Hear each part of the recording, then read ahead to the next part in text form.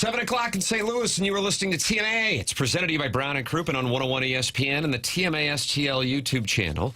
And it's a program, Doug, that is getting you ready for the Stanley Cup playoffs. And we now know the day and the time of Game 1. Okay. And I believe while we are on the air, between now and 11 o'clock in St. Louis, Missouri, we will learn the remaining days and times of the schedule. Saturday, 5 p.m., Game 1, puck drop. The very first game of the 2025 Stanley Cup playoffs will be Winnipeg hosting your St. Louis Blues. Okay.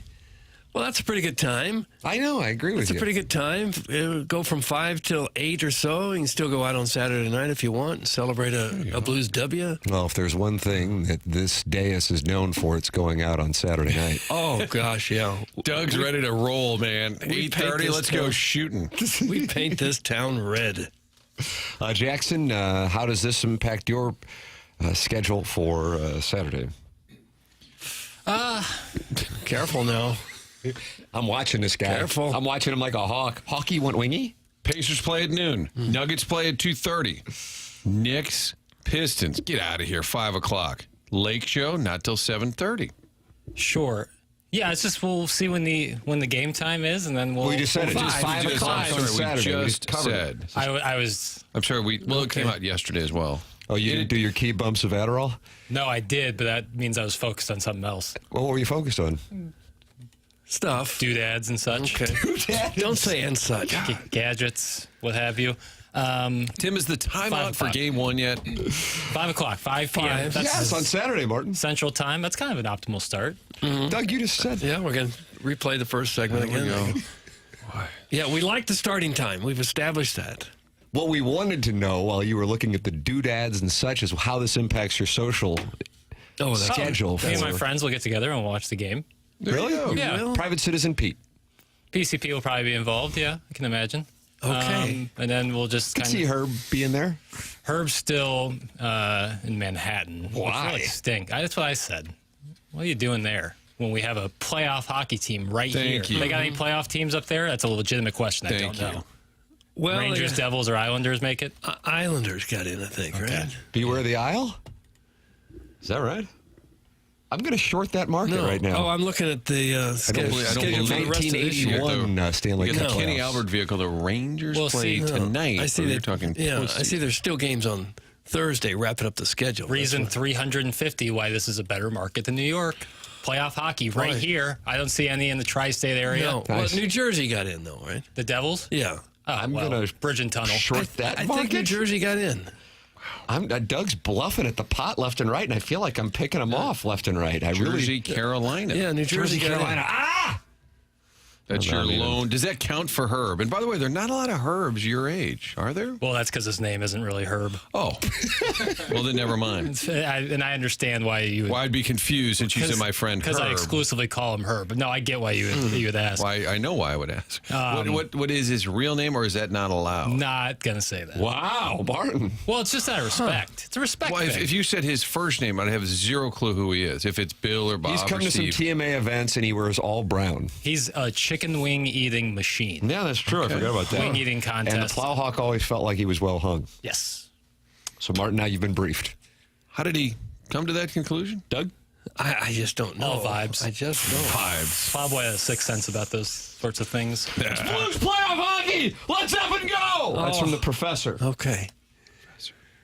Well, we're going to. We're going to go with Bernie Federko at 8:15 on the Stiefel dossier. Yes. Okay. We're going to go with Robert Thomas at 9 o'clock on the Stiefel dossier as well.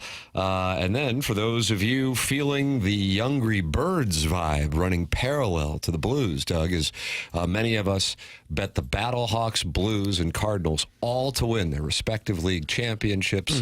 Miles Mikolas will be with us at 9:30 as the Cardinals are in the tri-state area. It's a big tri-state area Thursday. We're bi-state. We don't have a third state. No, really. but Miles Mikolas is in the tri-state today. Oh, he's up there playing the Mets. That's Jersey, right. New York, Connecticut, I guess. Jackson's It's more of just a Connecticut guy. I'm trying to think if I've ever been to Connecticut. Doug, has Jackson ever been to Connecticut? Probably. I'm going to Talked say about no. Jimmy Calhoun. Yeah, It's kind of out of the way. It's kind of out of the way. Yeah, but if like you're driving through the Northeast, like if you gotta get to Boston, you probably No, if you're wealthy and you work in Manhattan, then you can live up in Connecticut and you take Right. the train. That's right. yeah. Oh yeah, that's a big move. I think I've probably driven through it. I can't remember ever doing much in Connecticut. Done some in Massachusetts. Oh, have you? Sure. Doug, Herb had the hottest ex-girlfriend ever. That's from the Warson Woods Wacko. Doug, we are now talking about the ex-significant others of Jackson's friend who's doing business as Herb. Well, it's hard to keep up. Who was the last Herb you knew? Herb Ragland. The Blues had a guy named Herb Ragland. Was he 25, Doug? I don't remember his number. Got to do some show prep. Herb Williams played for the Pacers. Jackson? Herb Jones currently plays for the Pelicans. Oh, yeah. Herb Jones. But there's not a lot of Herberts anymore. Herb Brooks, legend. Oh, yeah. Yeah. Did Libby Jack just say that he and his friends are going to get together to rewatch the WNBA draft? That's from Eric in the Central West. Rewatch it. I feel like I would have heard that. Rewatch it in case we miss like an Easter egg. See the emphasis on the Paige Becker syllables? No, I don't. That's not going to happen. We're going to get together, probably yell skate boy skate, and it'll be fun. I don't know. I might call and see what you do on the turn. I'm just not sure you and the boys are getting together to watch the Blues at 5 o'clock. That's my read. On a Saturday, for sure. Yeah, it's going to be rainy, nasty. I know, Doug. I don't like that. If it was gorgeous out, maybe it'd be like The Executive 9? Well, I do love, especially in the summer, starting around 3:30, and then right about that last 3 holes, the sun's starting to set. Doug, the golden hour. It's a little bit cooler out. The vibes are high. So, but with the weather being what it will be this weekend, yeah, it's a big skate boy skate weekend. All right. Sounds like he's sort of on board. I like it. I know. I think I might Welcome fold aboard. now on the turn. I think he's got it. I don't know what he's got. Top pair, top kick or something. I'm going to draw. I also- fold. Jackson's got it. It's also a good time if you're your age. You go out, like you said, you were talking golf, but at 5 o'clock, that's a nice time too for a couple of beers. Nothing crazy. Oh, couldn't agree more. Then you're going to order pizza at about 9 o'clock. It's a good weekday play, Watch the too. second half of the Lakers. A little happy hour on the weekday, too. You want me to type this out for you, right? Yeah, Martin's kind of setting your schedule for you. This is nice. I kind of wish the weekday game started at 5 and not 8:48. Be great for television ratings. Do you go somewhere for a happy hour? Not often. Every once in a while. Where would you go if Yeah, you you're did? usually at, I see at Napoli. Obies. Obi Oh, I Clark's. bet they love turning on the NBA for you in Hey, there. can you guys turn the hockey off? Son, you're at Obi Clark's. Have you heard about us? All I yeah, wanted- you guys have to show hockey all the time? They had it on every TV. I just wanted one television. Oh, no. Now it actually is a thing. I was doing a No, bit. this really did happen. But it wasn't a Blues playoff game. It was like I guess in the last 2 years when they didn't make the play. It was like So just I was other kidding, and you games. seriously- No, this really did happen. I think this anecdote was weaved on Balloon Party in the last couple of years, and oh my. I mean, if anything, people were not only stunned, but then they stepped back and kind of respected the balls on this guy, eh? I have fear of confrontation generally, but Then you must love this text inbox. yeah, What that's hard to me. was the request? To change? It was like one TV. It might have been like Cavs Magic or something. So to watch a regular season NBA game. No, it was playoffs. But like, I never have fear about asking someone who works at a restaurant to change television. I do it very respectfully, Oh, do and I you? say, please take your time. It's not a big deal. But I think that. But you want it done right now. No, Oh. I just want it done eventually. Okay. Yeah. I never. I wish fear that. Walt had been sitting there. Oh. Jesus, sit down, shut up, and watch hockey. Get some dirty wings. Yeah, I do really like their chicken. I like their burger a lot too. No. Look, there it is. Your Take Obi your Clark's calls. menu recommendations are in, and you can call in about your favorites at 314-974-0101. Callier and Thompson phone lines. Then you can also text in 314-399-9646. You save that in your phone, and now you have a pipeline to this program. And how magical is that? And then, of course, youtube.com/TMASTL, Michelob Ultra YouTube chat, where 150 friends have already gathered, and they're naming their favorite herbs. And Iggy is not happy with you, Doug. He is in Why is there. that? And he says, Jesus, Doug, Herb Humphreys. Oh, that's right. Got it covered nightside. Martin, do you remember Herb Humphreys? He was on KMOV in the 1980s. He wore a Was it a certain raincoat, hat, sort of? a Cowboy raincoat hat. and a cowboy hat, and he would use people's homes to to the restroom? Well, that's the alleged story that was out there. Was that for off-air, Doug, and now it's on air? Kind of was, yeah. Oh, I thought you had weaved that tail on the air. I don't believe so. Well, I often forget. It makes its HD1 debut. If it was on HD2, it essentially wasn't on the air. Is it on the skeleton right now? People are listening to it. I often forget what we discussed on the air Right. and off the air, and I'll bring it up. I'll wait a minute, that was not on Right. the air. What was on the air? It's a segment we're doing at 9 o'clock, but also in the 9 o'clock hour, Robert Thomas, Miles Mikolas, Bernie Federko, 8:15. Design, Air, Heating, and Cooling email of the day, the morning after, at InsideSTL.com. That is how you can participate. Doug, you always like a standings update? I don't mind it. Yeah. JV Golf Coach is in the lead with 4 wins. Buck Swope with 2 wins. Misty Plops, I feel like, is dangerous with 2 wins. Self-made stay-at-home Ladue mom, who's now at war with Sharon and Clayton /Sanibel/Maui/Michigan, has a win. Brian has a win, and Doug Chandler Hill, newsman, has a win. There are your standings for the Design, Air, Heating, and Cooling email of the month, April 2025. Doug Chandler Hill, newsman. Was that the AI-generated report that I did? He would have worked with Herb Humphreys, probably. Probably. That'll do it. Back to you, Steve. Well, that was something different there. Was that after vacation? You came back and said, hey, Steve, back to you. Herb Humphreys on the night side. I enjoyed a nighttime reporter that you got to know over time. Like Rocky Madden was one of those guys. And Herb Humphreys on the night side, I felt like he was keeping us safe. Right. He kind of had that William Conrad physique. You might be watching in bed at 10:15 at night, and this poor guy's out on the street getting it covered. But I felt like because he was on the night side, we were a safer city. I just sort of felt that. I agree with that, Martin. And even a curious hand that made its way into a pair of dungarees or 6. or 6. That's AI gone bad there. That didn't make any sense at all, did it? That was Doug Chandler Hill's reporting. This He had show- it covered nightside. This show leads to a lot of confusion. My mom listens occasionally, and she said yesterday, who stole the pizzas? And I said, I'm sorry. And she said, who stole the pizzas? And she heard the part about the Chairman dodo. Stephen Wildwood revealed he knows who stole the pizzas, but he was sworn to secrecy. However, if he is the target of a hit by the pizza thieves from the Dotem 2023, he has let his wife know he's written out their names, and they will face charges, he says. I feel like Chairman Steve would crack over a good vodka tonic. We could get him to crack. My mom was confused about that, and then my wife said, what was it that Frank was so upset about? I said, Frank. And she said, he was yelling at you or something? I said, oh, no, he likes to say, it matters. And she said, well, what was he? I said, it's out of context. Yeah. This whole show It matters. It matters. Calm down, Frank. Gosh. What do you think? I want to play Jeopardy and know what he was saying matters. So was he barking at Tuna during a slop? It When Tuna was seems like a doing one slot of his, vehicle. Mizzou's terrible, man. Mizzou should go to Division II. And Frank got mad. Or was it a monologue That sounds like a monologue to me. where he says, you may look at this as just another game. You may look at the schedule and say it's Tuesday night against the Houston Astros. It's more than that. Think about who's on the mound, what it means to this franchise, to this fan base, to your future. It matters. And you're like, it's Tuesday in April. I think it's a monologue. I think that was a nice read. I think he called out the hand. Monologue all day. I don't think that was from the slop. But I don't hear any Coldplay underneath or any music bed or any of those racetrack.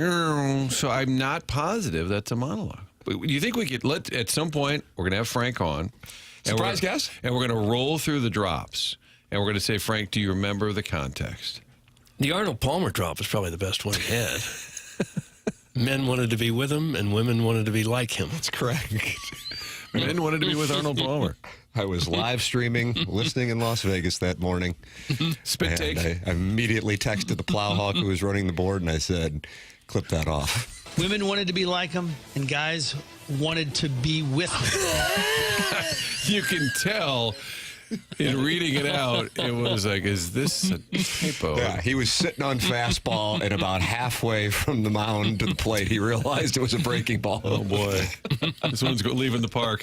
Get involved in this program. So many wonderful ways to do. You got that YouTube chat where friends gather, and it's brought to you by Michelob Ultra. That's 95 calories, 2.6 grams of carbohydrates. It's only worth it if you enjoy it. Michelob Ultra, sponsor of the YouTube chat. We've got the Dotem announcement coming up on Monday. I can tell you, Jackson, it's May 29th and May 30th at a new venue as Normandy is experiencing renovations, wonderful renovations. So we have a new venue, a great charity partner.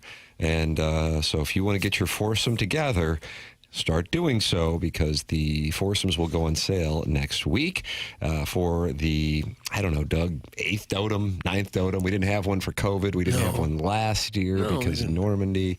Hell, I don't know. The first one was in 2016. Either way, that announcement is coming up on Monday. On your long-term Stiefel dossier, your short-term Stiefel dossier is Bernie Federko, 8:15, Robert Thomas, 9 o'clock, Miles Mikolas at 9:30. Chairman Steve might be willing to crack right here and right now regarding the pizza thieves from the Dotem in 2023. Stole a bunch of Uncle Leo's pizza. And Bandits took our pies. Yeah, they did.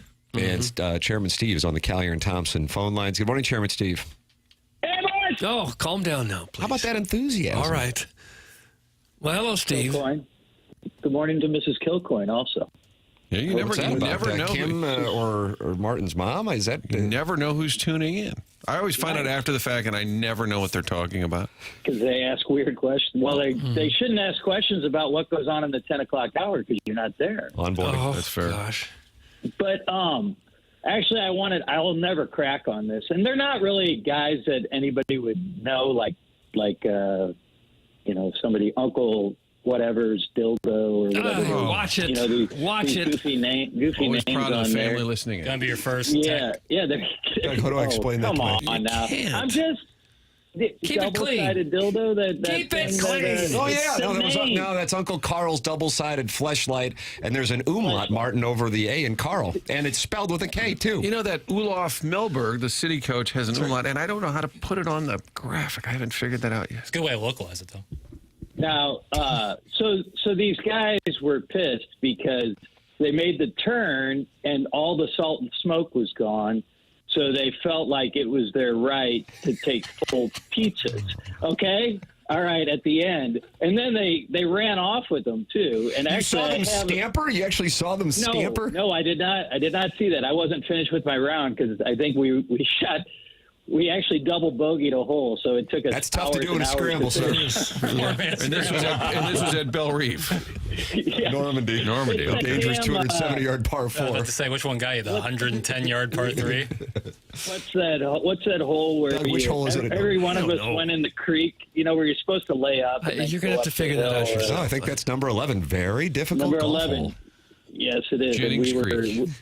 we had the meat sweats because we ate all the salt and smoke, and we were pretty drunk by then too. But I Great digress. But so they felt like the need to take the pizzas. But I do have a picture of them on the way home, and one guy's got a whole pizza in his lap. Oh. And the lid is up, and he's eating the whole pizza. Oh. But I'll send it in. But you can't see the guy. But hey, I'll keep their secret. It's fine. But I need to call out Joey Miners. I mean, I ended up eating cheese pizza. Who the hell brings cheese pizza to a bunch of guys at a tournament? This is not kids' pizza time, Joey. Oh, gosh. I'll address it with them the next time I go to Filoni's, too. Wow. Well, maybe just don't eat that. If you don't like the cheese pizza, pick something else. Nobody likes the cheese pizza. The pizza thieves didn't even steal the cheese pizza. They Oh. stole all the meat pizzas. And it sounds like there might be a couple of fats.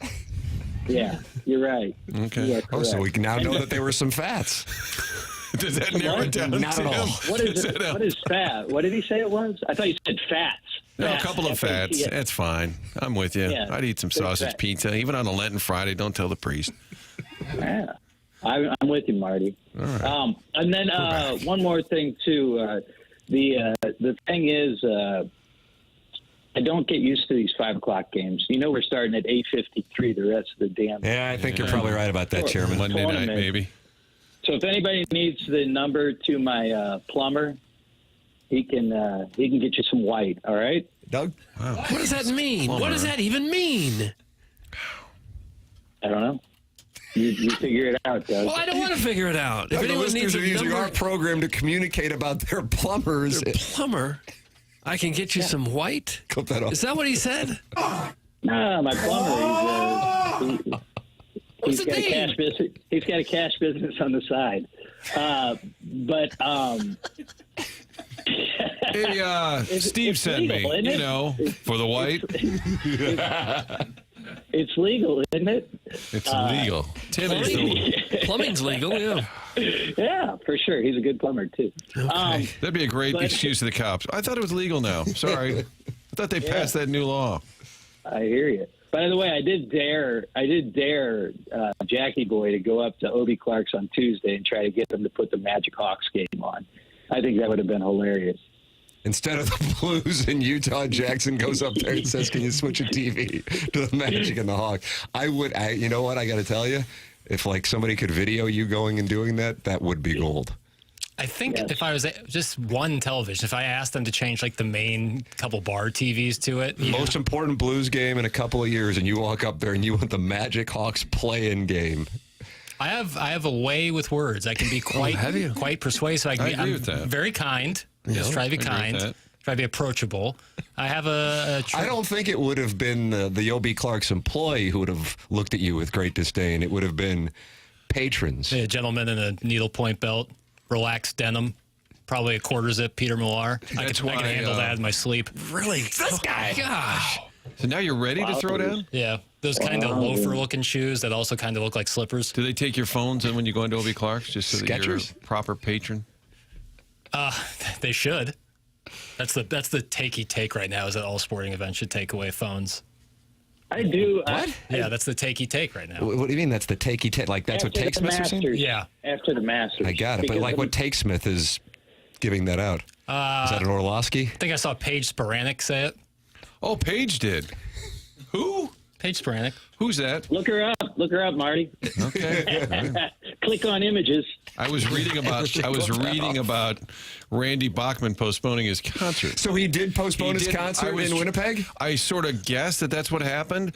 And then they said the BTO concert scheduled for Saturday has now been postponed for a day. Will instead go forward on Sunday at Canada Life Center. And then there was a statement released by Randy Bachman. As a Winnipegger. Wow. As a Winnipegger. Texters are going to have a big day. I know. I saw that and I said, this is for us. As a Winnipegger, born and raised, I'm thrilled to see the Jets take their best in-league record into the playoffs. I will be at Game 1 on Saturday loudly cheering, "Go Jets, go."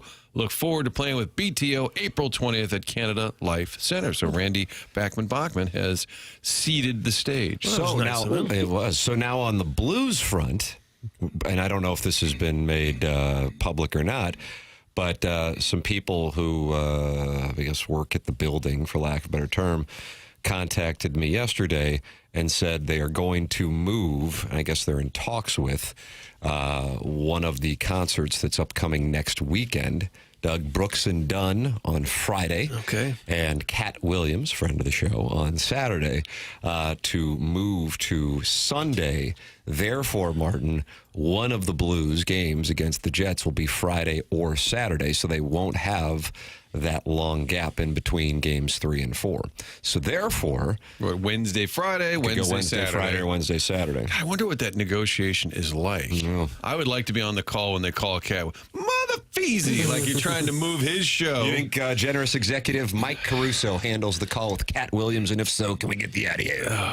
You think they have to give him some monetary compensation to move that? Yeah, because I would imagine it probably impacts attendance when you think the Sunday night not as desirable. I apologize. You're going to contact the generous executive? No, I've got somebody else. I'm going to get some recon on this. Nice. How does that work? Like Brooks and Dunn, do you spiff them a little bit, Doug? Give them a little something. I would think it'd be easier to reschedule the comedian than a big band.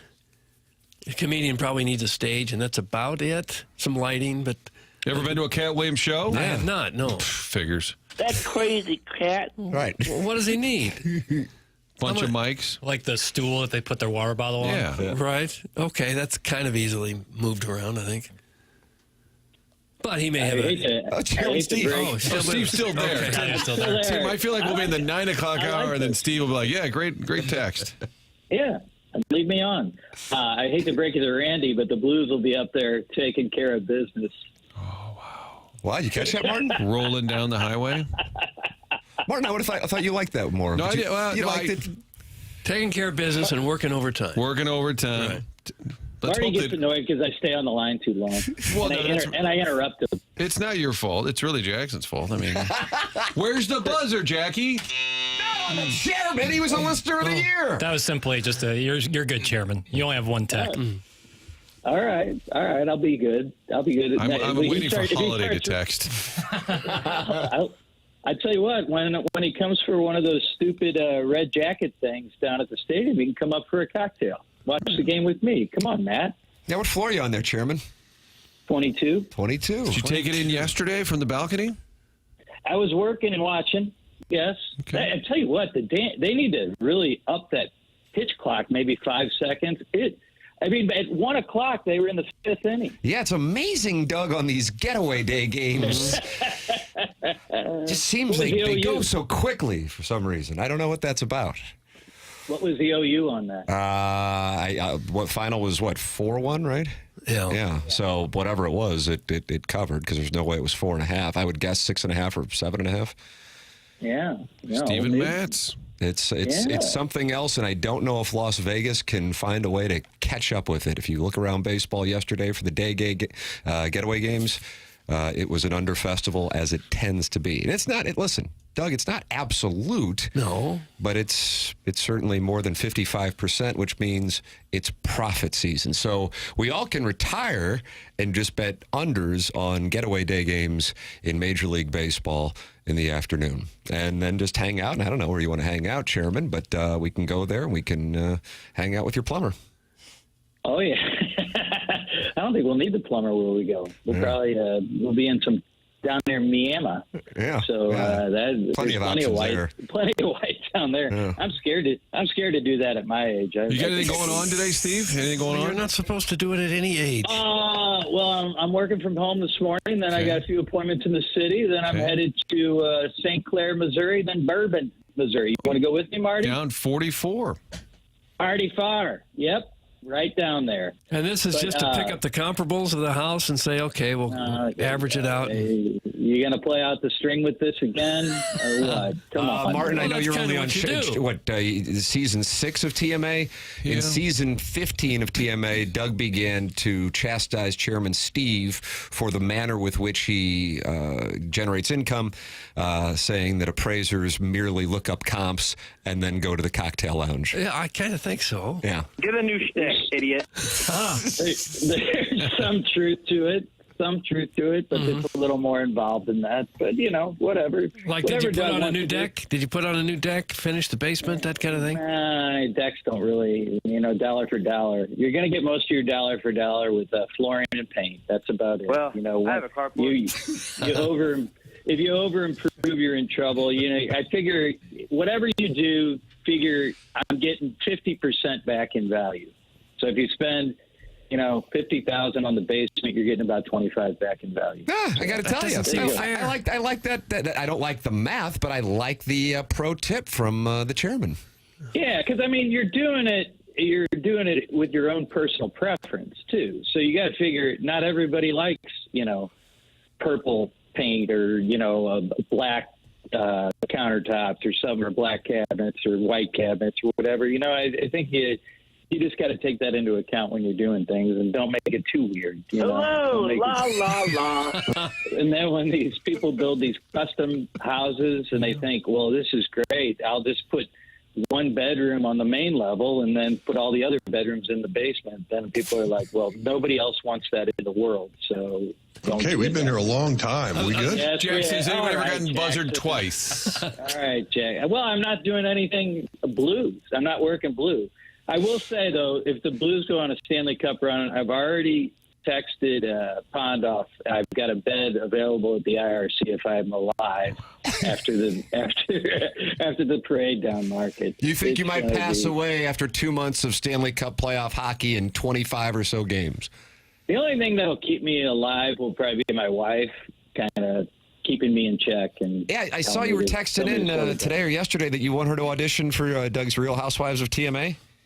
Yeah, and the reasoning is she has a podcast that she does every evening for an audience of one, and so she's got a lot of experience.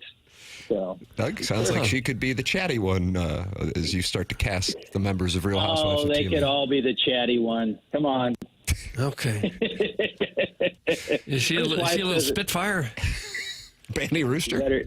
You better believe it, Doug. What's she? funny is our granddaughter has her personality, and when we have the granddaughter is spending the night tonight, and she just bosses her around like no tomorrow. It's kind of funny to watch, but I enjoy it. Well, I've learned something. I'm new here, but I've learned with Steve, I never say anything else. Yeah, because I do have something else. Oh, no. The thing is, it's like you can't hear the other side of it that well. So when you go back and listen to the call, like sometimes I'll go back and listen. I'm like, oh, my God, I just kept on talking and talking. And those guys, because I can't hear what you guys are saying a lot of times. Franklin and Totowa. What's up, Franklin? I always hear Mike. Yeah, Francis Be a mad comes dog. in. Get out! Thank you, Chairman. There's Chairman Steve on the Collier and Thompson phone lines. Sharon and Clayton was not enjoying that, but maybe that's the competition to get one of the, was it 4 spots for the Real Housewives? Well, of I would think 4, TMA? probably, right? Yeah, 3 or 4. My God, he just exposed himself as a fraud. It's kitchens and bathrooms that make the difference. That's from Sharon. She's in Clayton, Sanibel, Maui, and Michigan. I would think kitchen number 1 for sure. Yeah, and then maybe the master bathroom, yeah. I don't think, I could be wrong, but I don't think bedrooms even count if you put them in the basement, unless you can exit the basement into the outside. What about kitchens in the basement? Wet bar? Well, I mean, they count, but I mean, I don't think if you have a regular 3-bedroom house and you put another bedroom in the basement, I don't think that counts. you can as call it another a 4-bedroom home? Yeah, I don't think that you can. I was looking at a listing just a couple days ago, as a matter of fact, Doug, and it isn't counted when you look at the listing, but then when you read the details, then it includes in there that there's a full bedroom in the basement with a full bath and so on and so When you're in the forth. doghouse. When you're in the doghouse, correct. Or in the case of one of our listeners, I believe his name, Martin, was Butch Patrick's werewolf doll. Oh, yeah. And his wife fell in love with a trainer from Orange Theory by the name of Derek. He moved in. Butch Patrick's werewolf doll started to live in the basement. The unfortunate part outside of being relegated to the basement was that Butch Patrick's werewolf doll's children started calling Derek Dad, and he could hear it through the... And this was real? Of course it was. Oh, man. Yeah, it's tough. Our listeners deal with adversity, but you know what? They overcome it. Well, we're all going to overcome the call by Steve. We're going to plow ahead and still have a great show. Bernie Federko, Robert Thomas, Miles Mikolas, the Design, Air, Heating, and Cooling email today. It's all coming your way on TMA 101 ESPN.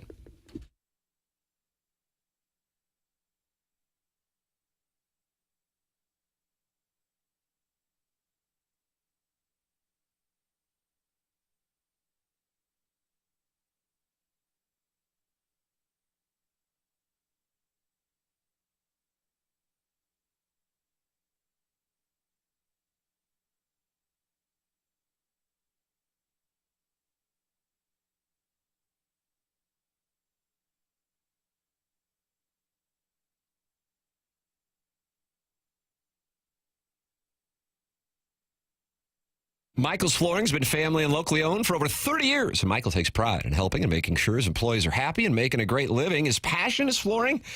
And when you order from Michael, he wants you to have the best experience for the best price. That's why he's making sure he gets the best installers and giving him $7 a square yard. That's incredible compensation in this industry. If you are a carpet installer and you're interested in working with Michael, go to igotfloored.com. That is Michael's flooring website, igotfloored.com. Just come in or talk to them, and you're going to see the difference at Michael's Flooring. They want to make sure they suggest the best thing for you and not just what corporate's telling them they have too much of. There is a reason that Michael's Flooring's continue to grow through the 31 years. Employees love working for him as they feel like family, and he makes sure they are taken care of. And then this rubs off to the families buying the product as they know they have the best interest of the buyers. They have it all, but carpet's awesome, and it's back. They have so many varieties of all flooring and have 3 easy-to-get-to locations in St. Louis. That's in Creve Coeur, Darden Prairie, and St. Peters. Come see why people are loving getting floored by Michael, and make sure you visit igotfloored.com.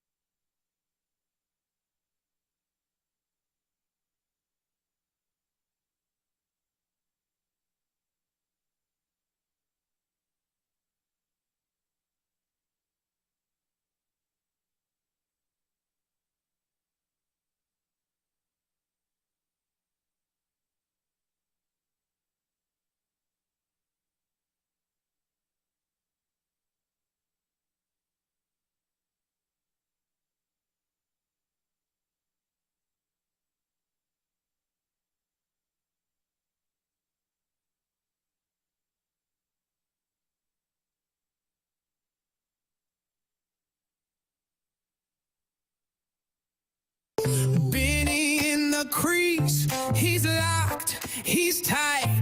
Here in St. Louis, we bring the fight. Bring the fight. Go Blues, hit the groove. Joker's got the vibe, let's bust a move. Thomas on the ice, we'll take the prize. Beat the Jets to the cup, we rise. From the Enterprise to the roaring crowd, Blue Note Nation singing loud. Bennington saves, Thomas sets the pace. Chasing the dream that's ours to embrace. Feel the rhythm, hear the cheer. Stanley's calling, the cup is near. Fast on the puck, we're setting trends. St. Louis pride, it never ends. Go Blues, hit the groove. Come on. Joe's got the vibe, let's bust a move. Thomas on the ice, we'll take the prize. Beat the Jets to the cup, we rise. The city's behind us, heart so true. Every shift, every pass will break through. Bleed blue and gold, it's what we do. Stanley singing, come on, St. Louis. Oh, Doug, the guitar solo. Jackson, Doug is enjoying the hell out of this. Eric in the Central West End says this song sucks. What is our background? So, listener. Was this a listener sent me 3 songs yesterday, and I forwarded them to you. Is this one of them? Yes. There you go. So this is one of them. So I have 2 more. Like so many bands recording songs to have their music played on TMA. I don't know. This is AI, and it takes about 30 seconds to do it. Oh!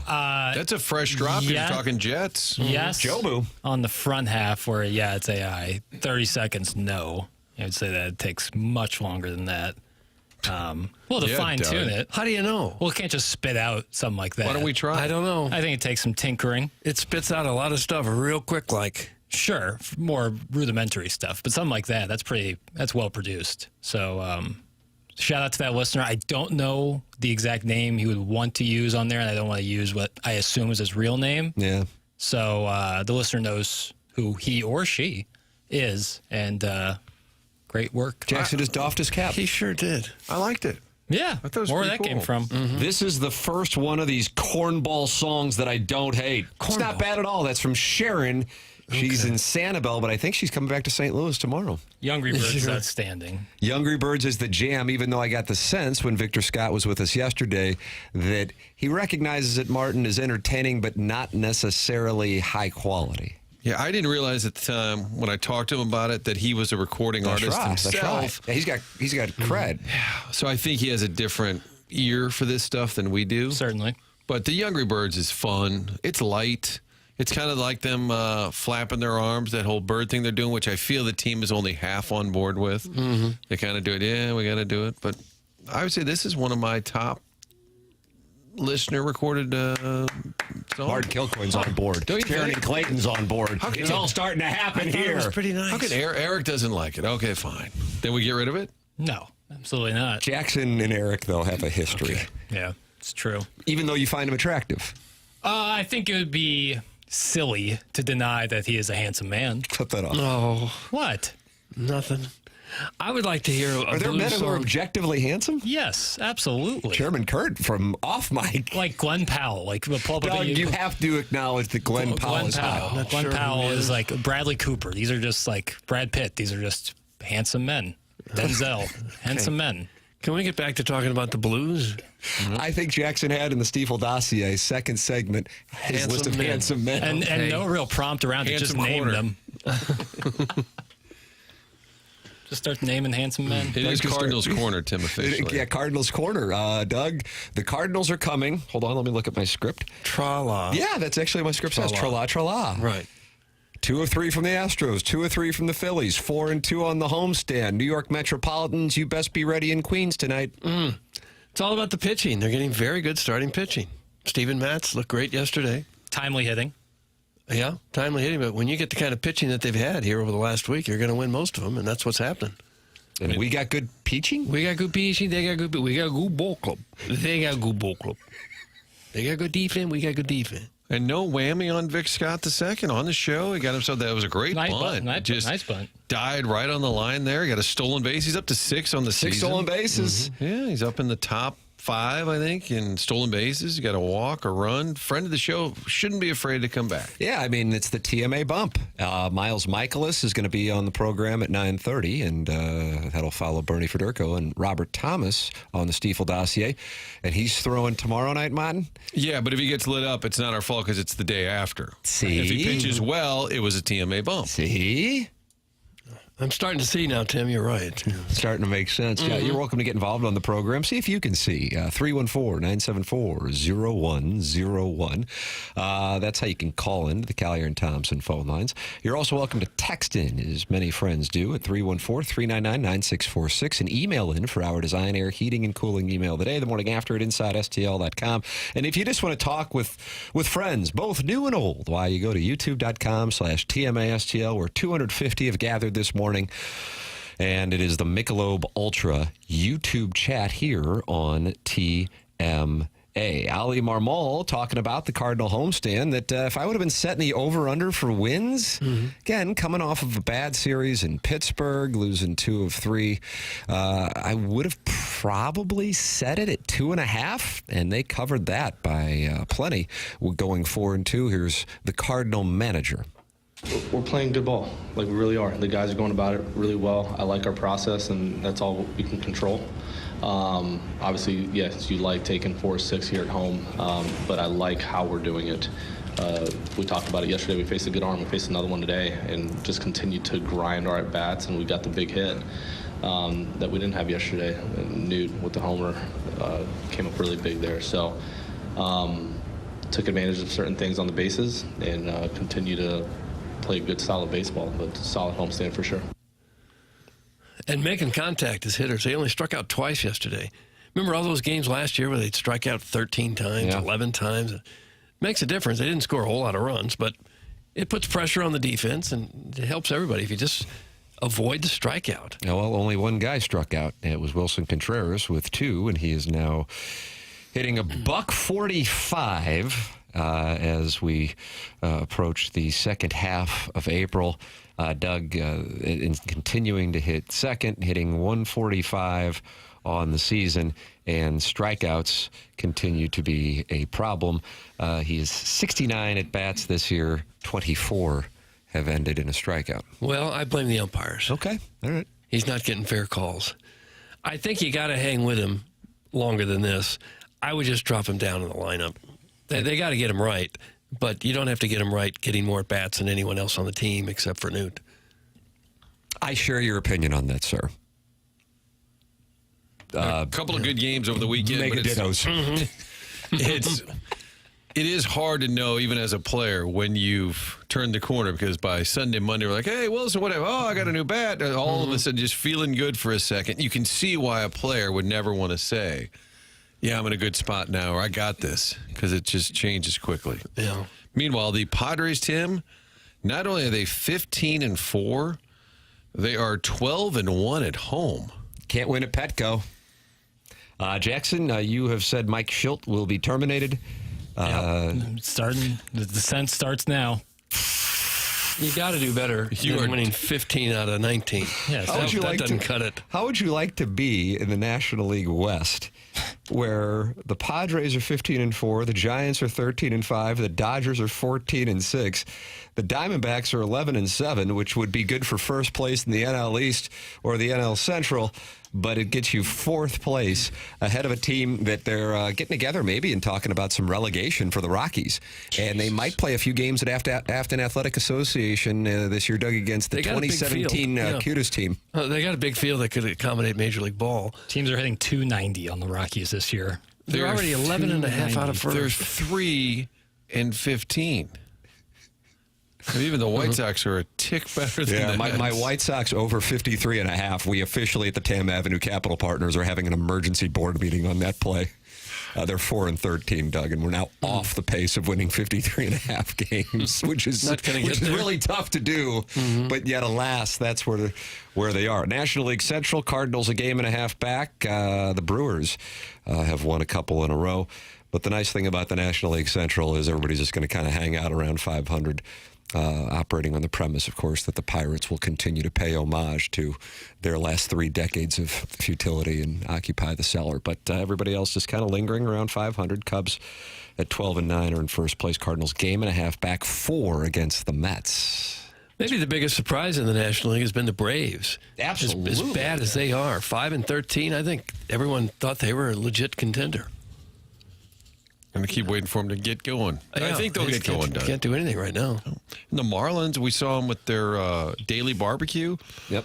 Hovering around 500. It does seem the NL Central has a bit of an alliance. There's a lot of alliances. Like everybody kind of agrees. We won't be too good if you won't be too good, and that way we can keep our payrolls down. Good. Let's go get them. Hey, Jed, just to give you an update, we are signing Hellman. Okay. So they let him know when they're going to make a move, so nobody does anything too bold. That late move to get Phil Maton has proved to be a good one. Yeah, he's been very good. Guys, Cardinal win total was 76.5 wins. Do you think they will cover? My answer on that was yes. It wasn't a 5-star play, but if we talked about it, I think maybe in early March when those came out, I would be on the over on the 76.5, but it isn't a real strong passion play. The White Sox was my passion play for 2025. And, Doug, it's tough to feel badly when you've got a team winning 53.5 games and going over, and it's April 17th, but yet you don't think you're going to get there. Here we are. It feels like the Cardinals could go either way, almost in a drastic way to me. Like some of these guys could kick it into a higher gear. Certainly someone like Contreras could. Yes, he will. He will. I mean, he's at 145. That's going to increase. The power numbers are going to increase. The strikeout total is the thing that's concerning, as Brad Thompson observed. He's just having a tough time picking up these breaking balls, and that's what teams are doing. They're abusing that, and he's striking out. Yeah. So I think the Cardinals have the potential, especially with the starting pitching showing some really positive signs here lately. Maybe they could kick it into a higher gear here and be considerably better than the original forecast were going to be. So if one operates on the likelihood of Contreras improving, I would then tell you that if you're going to do this fairly, if I'm going to do it fairly, I don't want to put words in your mouth, then I also have to observe that the starting pitching most likely is going to experience a regression versus what they are at this point. It'd be great if it doesn't happen. But if I expect Contreras to improve, then the starting pitching, most of them anyway, I don't expect to continue at this pace. The thing that I have noticed about the team, but at the same time I made this observation going into the 2024 season, is I do feel like there is, and this isn't a narrative thing because we actually heard the guys saying it when we were sitting there face to face with them in Jupiter. I think they kind of like that they are being dismissed, I guess, and it is a sense of motivation as opposed to what is oftentimes said even by teams that are picked to win championships. Nobody expected us to do it. In this case, nobody expected them to do it. And I do sense that there's a little motivation, like us against the world thing going on. Mikolas is going to be with us at 9:30, and I feel like he was one of the people championing that going into the 2024 season. So I'll ask him about that because Miles Mikolas doesn't really hold back. He's at a point in his career, he's done just fine. And once you get to that point, usually guys are more than happy to say what's really on their mind. And I think he'll probably talk about that the team is motivated by the fact that they're dismissed, whether it be locally or nationally. And he kind of joked about last year. He said, man, I was just trying to have some fun. He goes, it blew up in my face. He goes, then I had a bad year and it made it worse. Yeah. He usually, I will say to his credit, he can be frustrating, especially with the salary and then the ERA. Both are pretty high. And then he frustrates you, but if you talk to him, he's fairly candid about it. I think he said on this show, yeah, it's kind of like my high school career is like my big league career. I'll be good, and then the next year I'm bad, then the next year I'm good. Like I think he has a decent awareness. He does talk a lot about soft contact, but I think he's fun. He's good for business. Doug, I'll give you a quote or two you can use. Oh, yeah. And that's what we're looking for. Yeah, solid start. That'd be nice. Just give me that good quote. Hard to believe he could have had too many down years in high school. Yeah. And then be in the major leagues. Yeah. Although down there, You know, Probably some good high school that's baseball where the best being played. players usually are. Yeah. Let's see. The millennial says, I put $25 to win $750 for the Youngry Birds to win the Central. I'm smart. Doug, that's from the millennial. I don't know where he got odds. Let's see if I'm doing my math. That means the Cardinals, where he got it, were plus 3,000 if 25 pays 750. But tip of the cap to the millennial for having a bookie who doesn't know how to do math. Yeah, it's nice. That's the millennials' big win there. You're welcome to get involved and share your parlays and wagers here on the program. 314-399-9646. That's the main way people communicate. But then you got that YouTube chat, which is brought to you by Michelob Ultra. 276 in there talking it over, including to Aaron and St. Chuck, Allie Dub, and they are both real life ladies. And I don't know if they're interested in being. Yeah, they are. Really? I've met them both. If they're interested in being in the Real Housewives of TMA, you're going to have a tough. I mean, you might have to have first cuts and then second cuts and then like a final audition. This is going to be tough. I would think so. We'll just see who brings the heat. And this is all going to be at Brio? I think it should be on the patio out there. All right. Looking forward to Kind this. of patio season right now, Doug. There's patio Other than season. the storms. Correct. Yeah. Well, it'll be interesting to see how it all shakes out. We're the Real Housewives of TMA. Thank you, Dolly. And where is the show going to air? Public What access. vehicle? That's going to be right after Worldwide Magazine. Oh, I like that. Pete Parisi I miss vehicle. Pete Parisi. That's correct. I really miss him. Is those the commercials that go on for 2 hours? Nope, this was actually a locally produced, incredibly entertaining 1990s public access television show. Gentleman named Pete Parisi. Was this the one where they did the square dancing? That was actually on KMOV on Saturday nights. It was counter programming to SNL. Because if you liked watching the line dancing show, good chance you weren't really interested in Right. what Jan Hooks was up to. Right. That's interesting. Thank you. You Thank you for the delicious validation. Well, it's just it's interesting look back in the programming. St. Our Louis history. guy, friend of the show, Brad Straubinger, I think he started with He public had a public access show. Brian McKenna had a public access show. I think it was called Jack Talk. Jock Talk. Oh, and then Brad was like behind the headlines, but he would have Costas, and Is that right? they'd be sitting by a pool somewhere. Yeah, that's right. I saw an interview he had with a young Stan Kroenke when he first got here. Is that And right? he was charismatic AF. Oh, gosh, yeah. Just bubbling personality. Brad. Busy, Brad. He's good at YouTube. I wonder is that available? I would love to hear Doug, what is that that sounded available? like. I just don't know. Okay, Chairman Kurt, I'm sorry. If you have time in the next few hours, it's Brad Straubinger, YouTube, Stan Kroenke. Type it in, see what we got. Might be Frank, how are you today? There he is right there. Oh. Why did he tell him that it matters? Why did he tell Enos it matters? Aaron in St. Chuck has just issued a statement to the self-made stay-at-home Ladue mom and Sharon and Clayton. She says, I'm very familiar with housewives lore. I will be tough to beat. Really? Doug, you are going to have a very difficult decision. Well, she doesn't have to beat anybody. We're Got to beat out Sharon and Clayton. I think we're just looking for three or four of them to sit here and bicker like cackling hens for a Well, while. I mean, there's like 50 who want to be on the show now. Oh. It's not going to be let's easy. have to cut them down. And you can email in. The Design Air Heating and Cooling email today comes your way at approximately 10:45 on the program. Design Air is online at designairservice.com. And Martin is a client, and I'm a client, and Doug's a client. We recommend you become a client as well with Seth Goldcamp, longest-running sponsor on TMA. He's fourth generation. His great-grandfather started the business, and his grandfather and father carry on the tradition that Seth does of no upselling. You got an issue with your heating and cooling system, no problem. Design Air is going to come over and fix it, and you don't have to worry that when the service techs leave and he goes, oh, and by the way, we've got a little plan that could maybe save you money. You know what we call that, Doug? We call it upselling. Okay. And that's not what Seth's going to do. And that's why we recommend Design Air Heating and Cooling online at designairservice.com. It is 7:58 in St. Louis, Missouri. You are listening to 101 ESPN. You're watching on YouTube at youtube.com/TMASTL. The program's called TMA, and it's presented to you by Brown and Crouppen.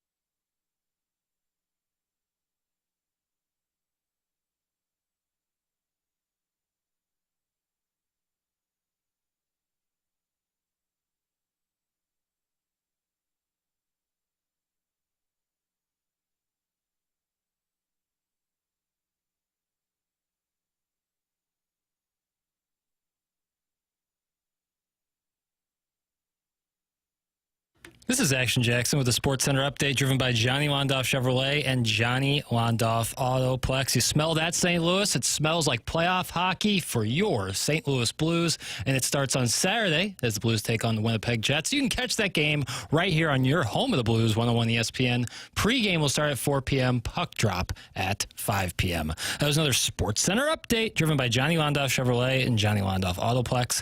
See them at londoff.com. Chevy, together we drive. Are you kidding me?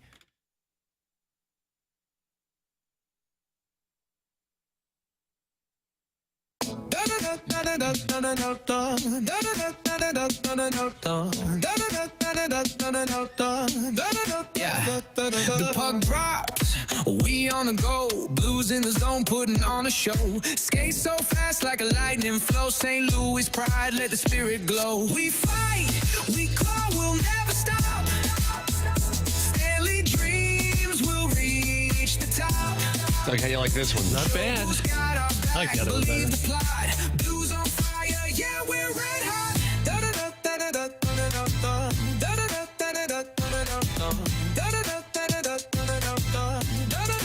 Kind of ran out of words. From the gateway arch to the rink so bright, the team shining under the lights. Okay. Stick in hand, goes You're out. You just sold your stock. That wasn't a good verse. But then he just said game in hand.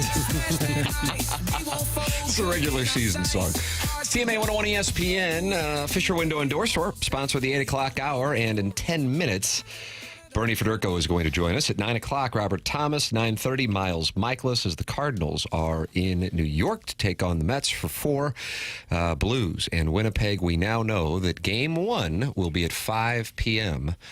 on Saturday. The rest of the schedule expected to be announced sometime this morning, and Jackson Burkett is monitoring that for you. In the Stiefel dossier, the question, Martin, for segment 7-3, which is what we are in now, it's called Yoff Talk. Doug, do you like that? Yoff Talk? Well, I'm not sure.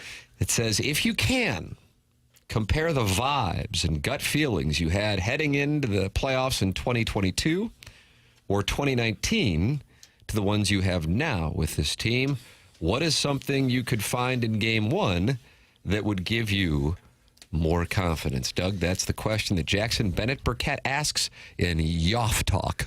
Well, if they won Game 1, I would have more confidence. If I found Dylan Holloway in the starting lineup, that would give me more confidence. I don't believe that's live, though. If they can generate offense against Winnipeg, is a very good defensive team. Top goalie in the league right now. They really shut down the Blues a week ago, whenever they played up there last time. They really shut down the Blues offensively. Yeah, that was 10 nights ago. Yeah, so if they could turn that around, I'd feel better about things. I think heading into 2022, which turned out to be a good playoff team, you didn't know who the goalie was, right? I mean, Ville Husso had supplanted Jordan Binnington. So you had a little goalie confusion. I think in 2019, you were excited because of the great finish they had, but you had no true expectation. You didn't know the run they were going to go on.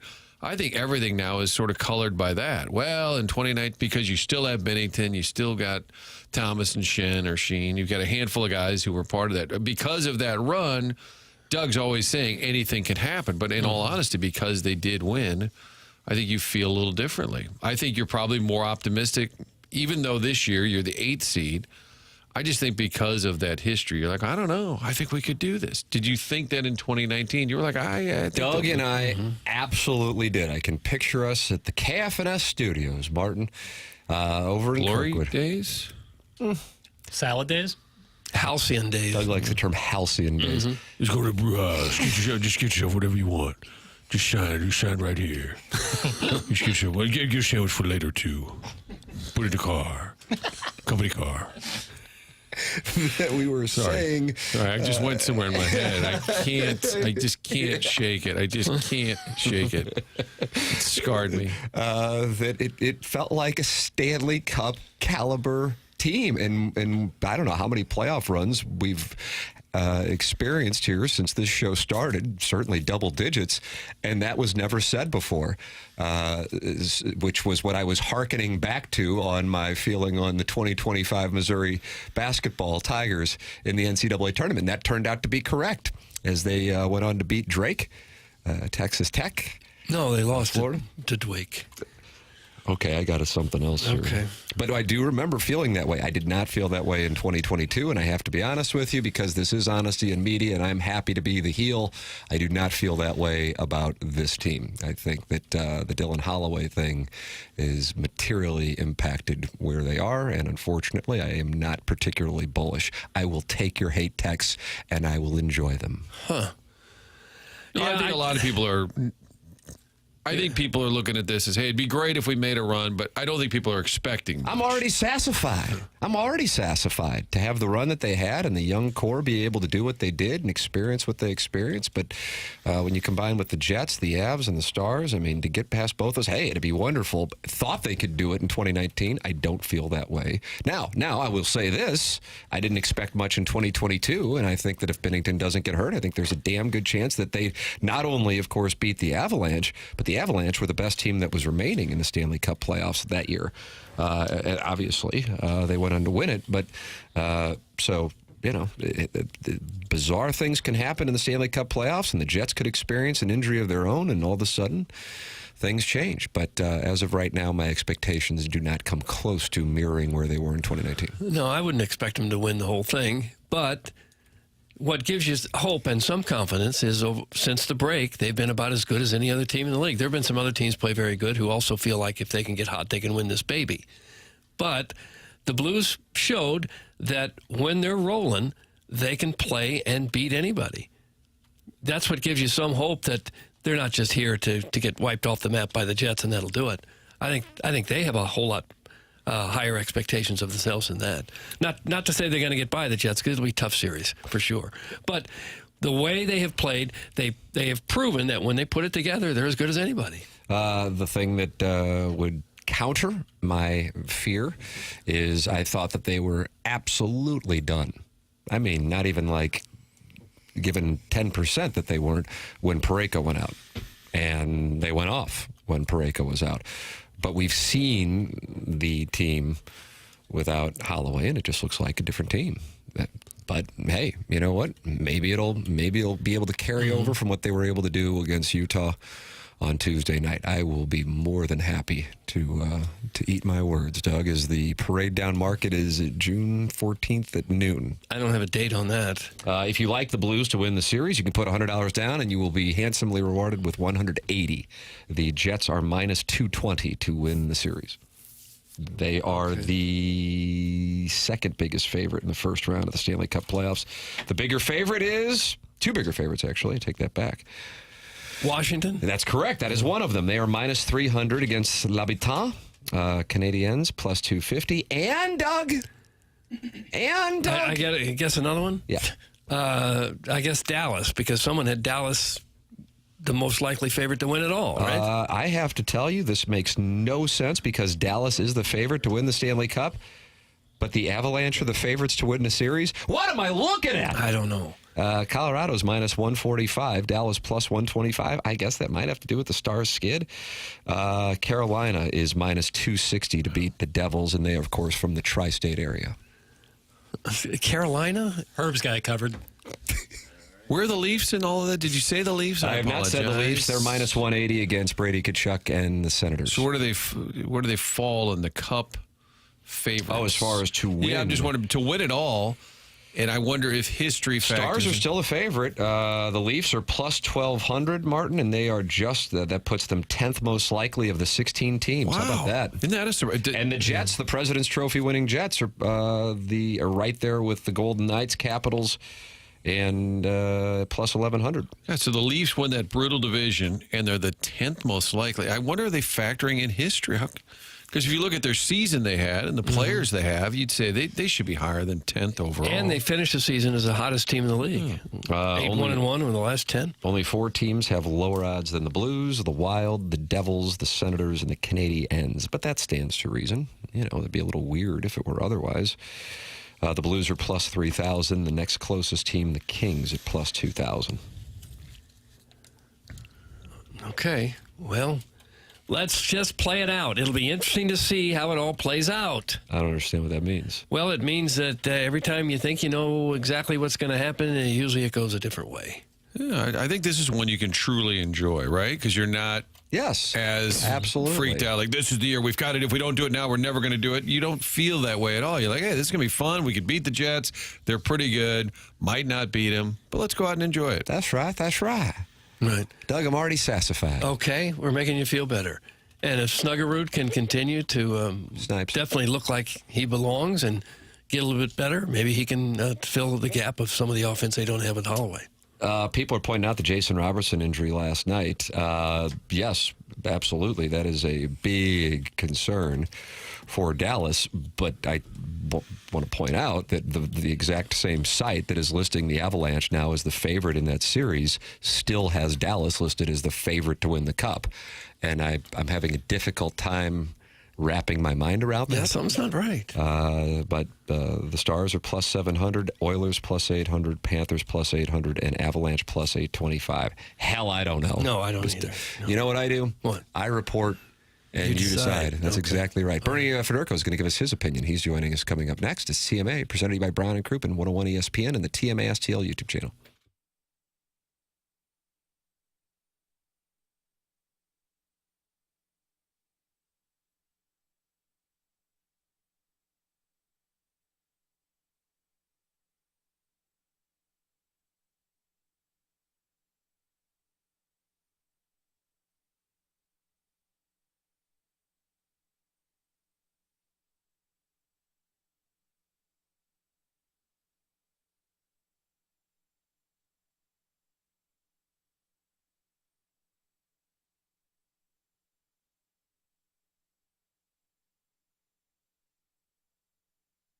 If you're someone who is looking to purchase a home, a refinance, or if you are looking to consolidate some of your ugly credit card debt, maybe you don't know exactly what direction to go to do any of these things, well, I'll make it easy for you. Call Stewie from Stewart's American Mortgage Corporation, and he's going to help you every step of the way. You can call him directly on his personal cell phone at 314-324-4440, or you can Google the Bagel Loan. If this is a new home you're looking to purchase, he will get you to the closing table fast. Try 10 days, and he will get you the best interest rate possible, and he will also help you out with that Bagel Loan that can help you out as well. What is the Bagel Loan? If you borrow $200,000 or more, there's no underwriting fees, no appraisal fees, no title fees, no lender fees, and no closing costs. Stewie's your guy, and he makes it easy. Any questions on rates, the industry, the trends, give Stewie a call. Call him directly on his personal cell phone at 314-324-4440, or you can Google the Bagel Loan.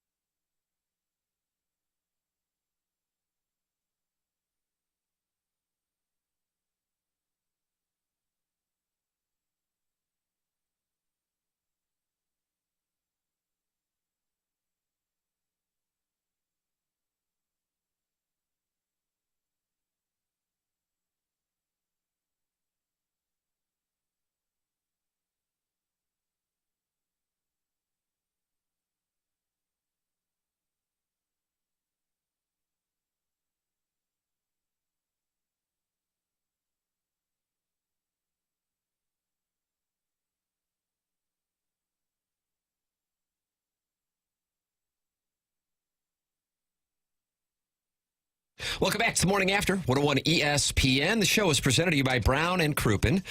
And we are in our Fisher Window and Door Store 8 o'clock hour. Coming up at 9 o'clock, we'll be joined by Robert Thomas at 9:30. Cardinal starter Miles Mikolas. And at 10:45, we'll have the Design Air Heating and Cooling email today. Right now, it's our pleasure to welcome to the program the Hall of Famer, Bernie Federko. Good morning, Bernie. Tim, how are you? I am wonderful. How are you, sir? Everything is great, thank you. It is going to be wonderful to see the Blues back on the ice in the Stanley Cup playoffs.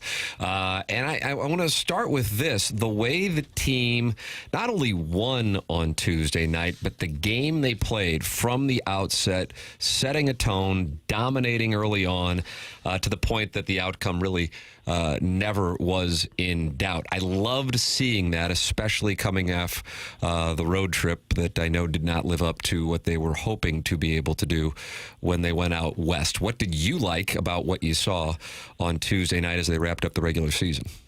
No, I would agree with you. I mean, they knew they had control of their own destiny, and they came out and they played like they wanted to win it. I mean, that's kind of the way they played over the course of the last month. I mean, yes, there was, I think, a little bit of reprieve there on that road trip. I think maybe fatigue was kind of set in a little bit, and I think mentally when you go on the road a little tougher, you're going into tough buildings, it makes it more difficult. But, they took over control like they did when they came out of the Four Nations. Now, whatever it was, it was that intensity. It was the way they had the need to win the games, and everybody. It was not just a couple of guys. It was the whole team, and it was once again it was back to that team effort where it was rolling line after line. The defense were involved in the offense, and of course they always get good goaltending. It was just you could see they wanted it, and I think that's with the way you have to play when you're in that situation.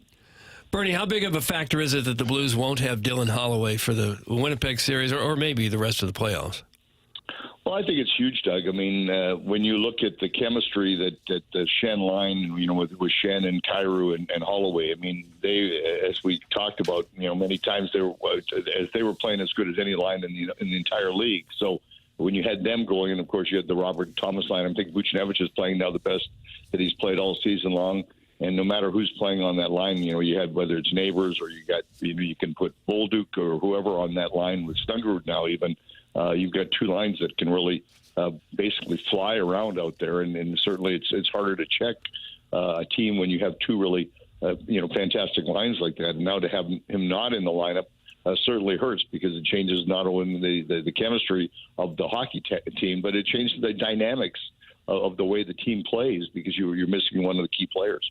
Bernie, how much of a factor is it for Winnipeg? They're going to hear about it, their playoff history for their last 5 trips. They've been bounced in the first round. That includes the Blues, beating them in 2019. And I know this year's different. But a lot of those players have been around, and I'm sure they'll hear it repeatedly. How much does that affect a player or a team?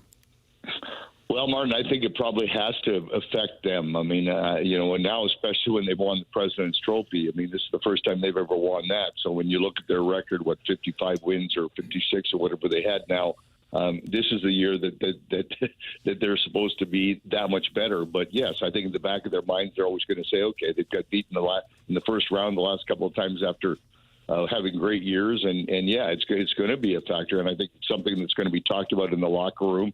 They're going to try, obviously, to overcome that. But I think that when there's any doubt at all, it really is going to affect you. And, they've got, I mean, if Ehlers doesn't play, he's a key guy there on that team as well. So, I mean, they are stacked. I mean, they're a real good hockey club. But, if you're looking for a bad bounce, it can happen. And really funny thing about that is if you get a bad bounce and you lose a game, all of a sudden it's not just them thinking in the locker room. I think it's the national press, the Canadian press is going to jump all over it and say, is this it? Here we go again. So I think there's going to be a lot of extra pressure on them for this entire series. It feels like it. I don't know if you agree with this, but it feels to me like if there's any goalie that could steal a couple wins for you in the playoffs, maybe Bennington is that guy because he's come up so big in so many big games in the past. Do you feel that way too, that he could be an X factor? Absolutely. I mean, he is I said it even earlier, a month ago. If the Blues get into a playoff position, no one's going to want to play against it because of Binnington. I mean, he is the X factor, and I think that when you look at this series, I mean, with Hellebuck and Bennington. I mean, you've got two of the two. You know what? I think two of the four best goalies in the league. I think you got funny. It's the other series is going to be Bobrovsky against Vasilevsky in the Florida series there in the first round there. So you've got two series with the four best goalies in the league, and two of them are going to be gone in the first round. So yes. I think this puts a lot of extra pressure on Hellebuck. I think it's going to be fun to watch, and certainly they're going to be concerned about the way Bennington plays. Bernie Federko, our guest here on 101 ESPN and the TMASTL YouTube channel. He joins us every Thursday talking it over. Now we're talking playoff hockey. Big picture perspective, and you got a chance to see this firsthand, both playing and now as a part of the broadcast team over the years.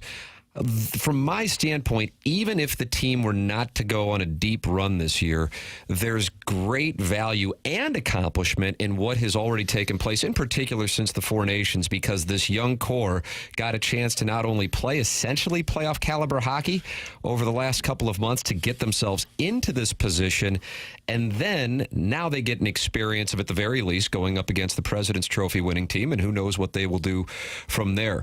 So having played it, Bernie, and having seen teams when you're on the broadcast team, what does this do for these guys who are now the future core, the foundation for the Blues going forward to get this experience?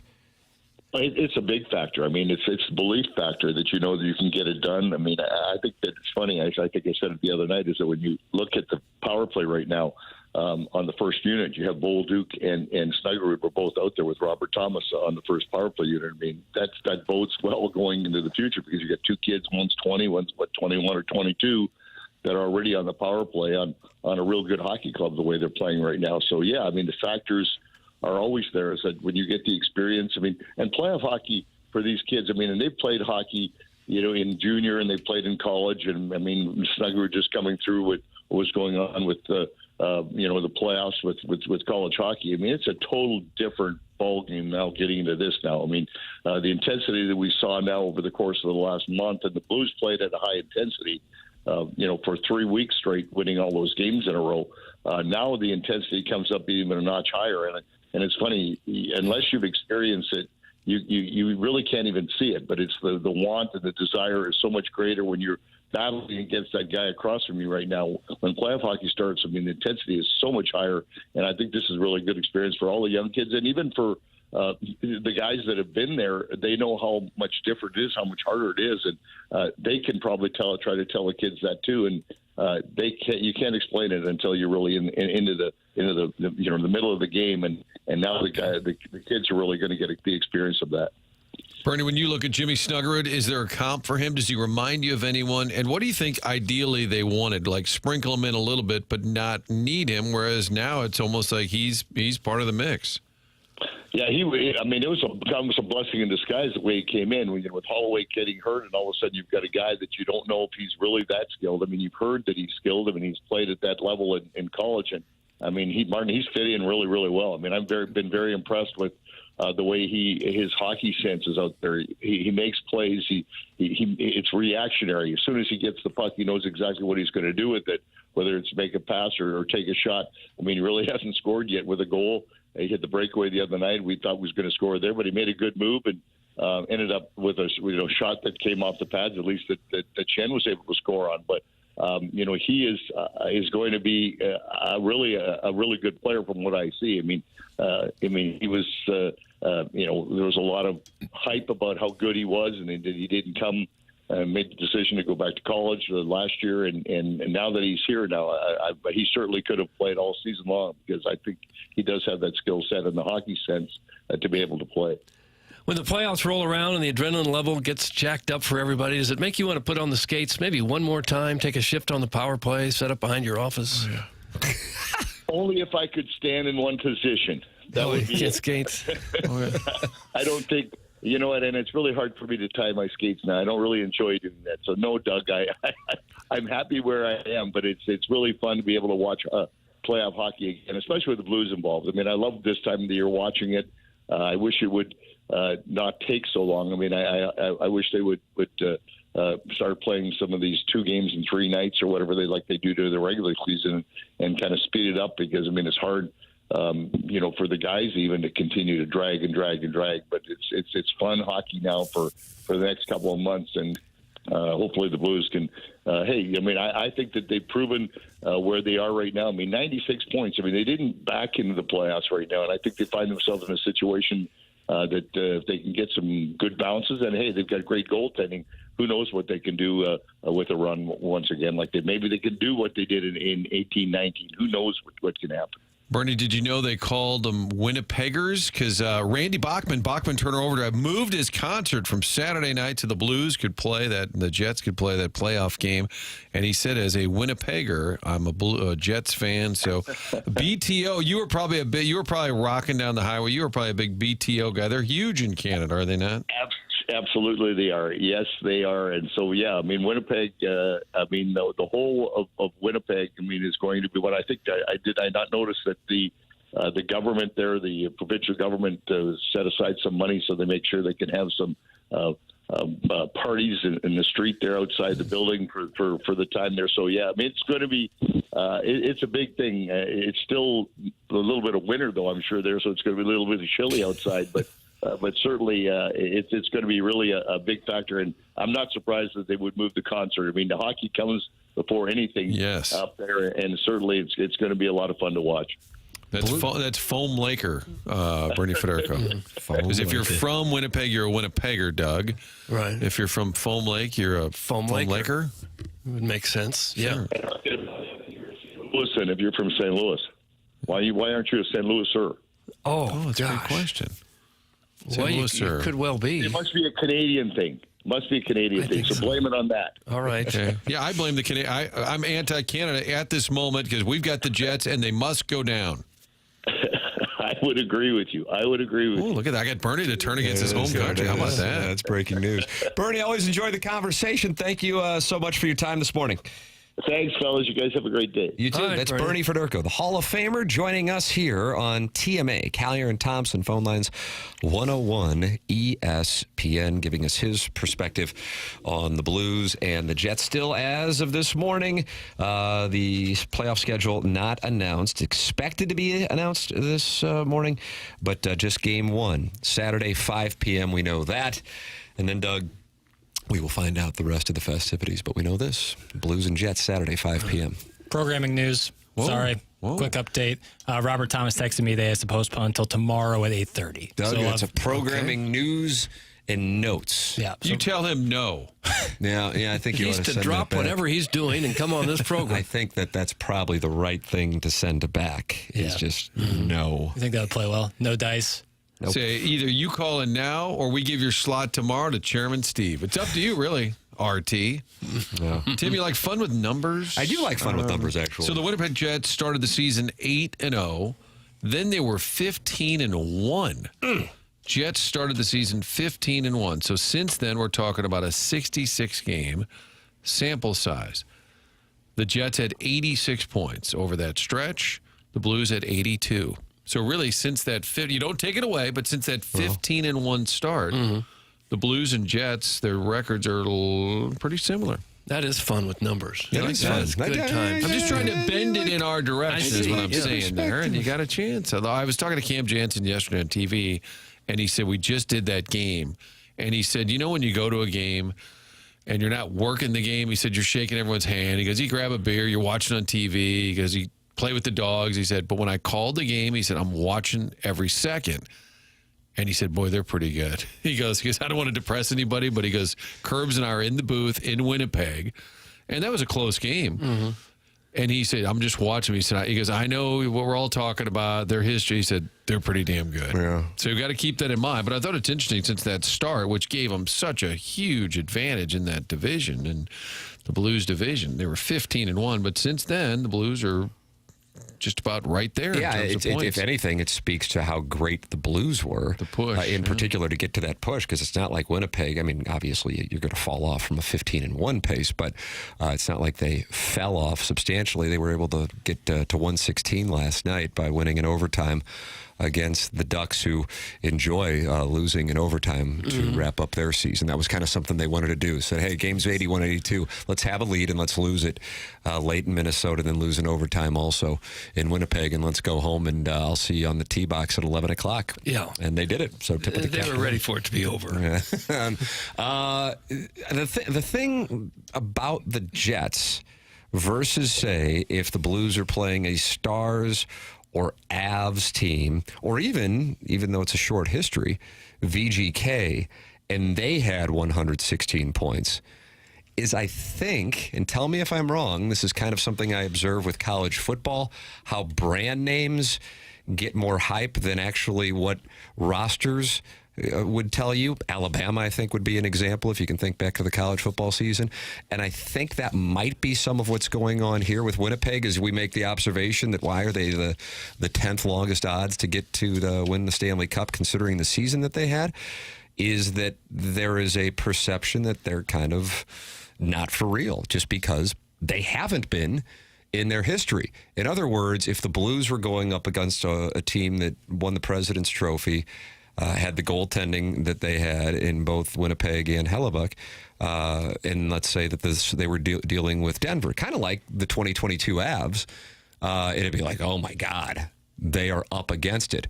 And yet I think around St. Louis, a lot of people kind of think the Blues are going to win the series. And I don't think that was necessary. Certainly you always hope as a fan, but deep down you kind of know where you are in the hand, so to speak. And I think part of that, and I think that also goes around North America too, I don't think it's limited to St. Louis, is because it's the Jets and they have the famed history of coming up short when there are expectations. And I think if this were the Avs or Stars with the same roster, I think that people might think differently of it. You follow me on that? Yeah, and you said the Stars are still the favorite to win it all, and yet nobody's playing worse than the Stars as the playoffs start. They've lost 7 in a row. They're playing as poorly as they have all year long, and somebody still sees them as the favorite to win it all. No. And there is sort of a DNA to a franchise. Like, I think of Colorado in the playoffs, dangerous, always. Dallas, I'm on, they'll lose in the second round. Like, I don't have that vibe about a franchise. Like, the Stars are going to make a deep run. I know they won the Cup in '99. But for the most part, and as good as they are, when you see, hey, you got to go through Dallas, Doug, does that have you shivering a little bit? No? Colorado, like, oof, kind of want to avoid Colorado, even though the Blues have beaten them a ton lately. I just think there is, like Vegas, that roster, you say, boy, I would like to avoid Vegas. Kings, as good as they are, it doesn't, like, and in the give East, you that sense. And in the East, it's the opposite, where Toronto has got a very good team this year. And because they haven't won it since the 60s, you think, they won't win it again. I think with Craig Berube there at the helm, I think Toronto is a very dangerous team. No matter what, Blues in, Blues out. I enjoy watching the drama that is the Toronto Maple Leaf experience in the Stanley Cup playoffs. It's its own reality show. It's kind of Rory McIlroy-esque in that you follow it because you know it's going to be a roller coaster in some capacity and may have as much talent as anybody in the field. But inevitably, there's going to be anarchy. Berube will be told within the next, I would imagine, 48 to 72 hours, he doesn't know what he's doing. Austin Matthews is garbage. Mitch Marner needs to go. All of these things are going to happen.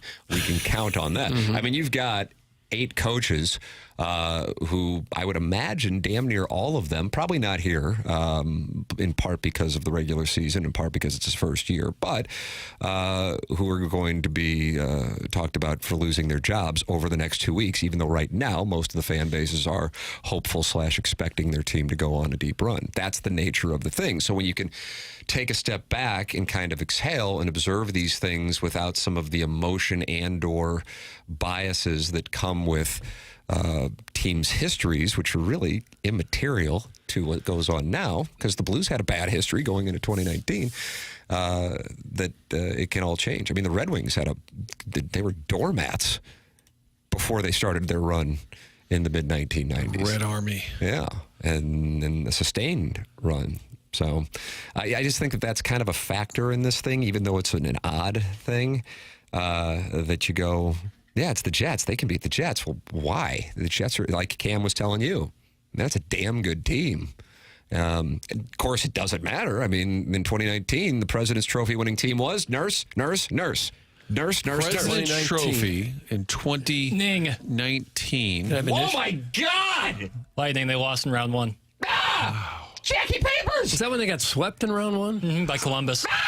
Papers! Hold on. Where's this coming from? Hold Martin, on. what just happened to your boy? Hold on. Did you guys workshop this ahead of time? Was this a bit? No, we've never prepared for one thing in 21 years. Here's what I'll do. Golick, you bring it up, and then I have the definition in front of Mike me. Greenberg? Yeah, they would have bits where Golick would just say, what does onomatopoeia mean? Well, it's funny you ask. I believe we have the definition right here. And it felt like it had been planned out at 4:30 with the executive producer. Was that Vince that came up with that bit? Doug, was that Vince? I don't know who Vince is. I felt like, and so this one, Papers Jackson, has been baiting us the whole time, and it turns out he's Peter Puck. It's a real Slumdog Millionaire moment where like something just led to that, and I knew it. good or bad? Slumdog Millionaire, good, but also a movie that didn't help winning Best Picture. Oh, wow. I thought it was pretty good. It's Yesterday, what was it? Unremarkable? Argo. Argo. Incredible story, but just, unremarkable Best Picture. So how did you happen to have that something like lightning that. knowledge available? I don't know. I just remember that vividly. How about this from the 618? I've never been more proud of Action Jackson in my life. Really? Maybe Bob T will call it now. Yeah, maybe he's going to call it. That's just part of the Action Jackson experience, always keeping you on your toes. You never know what you're going to get, box of chocolates and such. We usually know. But that time we didn't. I would say, well, that's what keeps you on your toes. Jackie's all grown up, and he's all grown up. I have never been so proud to the dismay of my kids. That's from Shooter McGavin. That was a big moment. Thank you, yeah. Well, some things you just kind of know, and feel free to wing it out there. Just drop it. You're going to be hanging with Shirtsy tonight at the MAC. He's excited to see you. You Look guys at this. bond. Josh Schertz, he's a wonderful gentleman. Yeah, He is a wonderful you. gentleman. He's a great coach. You got Dickie V talking tonight at the MAC. That's going to be fun. You're a ball guy. You're going to be. Are you going to cry? You think during Dickie I V's can't speech? imagine. Okay. You have to wear a coat and tie to this thing. Martin, you were hoping for more there. Would you think I was like? Well, how excited are you to see Dick Vitale? Better. I'm very. Holidays, right? Sometimes we just have bad questions. I'm very excited. But am I going to weep? No, I'm not going to cry. He might. Yeah, he cries. He does. I love a guy who wears Dick his emotional Vitale sleeve. getting emotional is a 5-star play. It's Yeah. minus 350, and you might as well play it. He'll bring up Jimmy V, and that will probably. You think he'll bring up a lot of Irish guys? Martin, are you going to monitor that for Who's me? the most famous Irish guy in basketball ever? Red Auerbach, Irish? He was Jewish. Yeah. Oh. You were One for us. You were close. Dickie V was hanging out on the hill yesterday. He got emotional seeing the home of Yogi Berra. And, Is that right? Yeah. Was that like a social media thing? Yeah, he posted it on his Facebook. Really? Did he? Oh, that's I love awesome. that. He did, I forget the spot, but I think he did dinner at a spot out there and then posted a picture standing over the plaque on the sidewalk. How about that? Yeah. I need to know where he dined. Ooh, what do you think? Cheetos? I mean, there's so many damn good places. What are you gonna do? Giovanni's. I bet the Cheetos. Dominic's is really good. I'd get the Nana special at Adriana's and just to eat that out in front at night. I don't even know if they're open. But the That's question why remains: you'd be out front. That's right. greatest Irish basketball player of all time? Or just involved in basketball. I guess I have to be in the conversation. I hope that doesn't come off weird. No, I would think so. Mount Rushmore. I had those 6 threes in the fourth quarter against Seven Holy Founders. Was that the day that Missouri lost to Northern Iowa in the first round? I don't know the days, Tim. Chase Bunger, Irish. St. James the Is Greater? Kevin McHale? Would he Ooh, be that's a good Irish? call right there, Martin. Nice. But that's all I got. That's kind of sad. Hey, Jackson, have Larry you been watching that McBird? Celtics Bill Simmons thing? I'm only through like the first episode and then part of the second one. I haven't. That's right where me and my betrothed are. Not because I dislike it. It's just there's so much St. going Louis on. took some hits in the early going. The first episode I really Bill enjoyed. Russell situation. The SEL Today commenter still paying tribute to that mindset.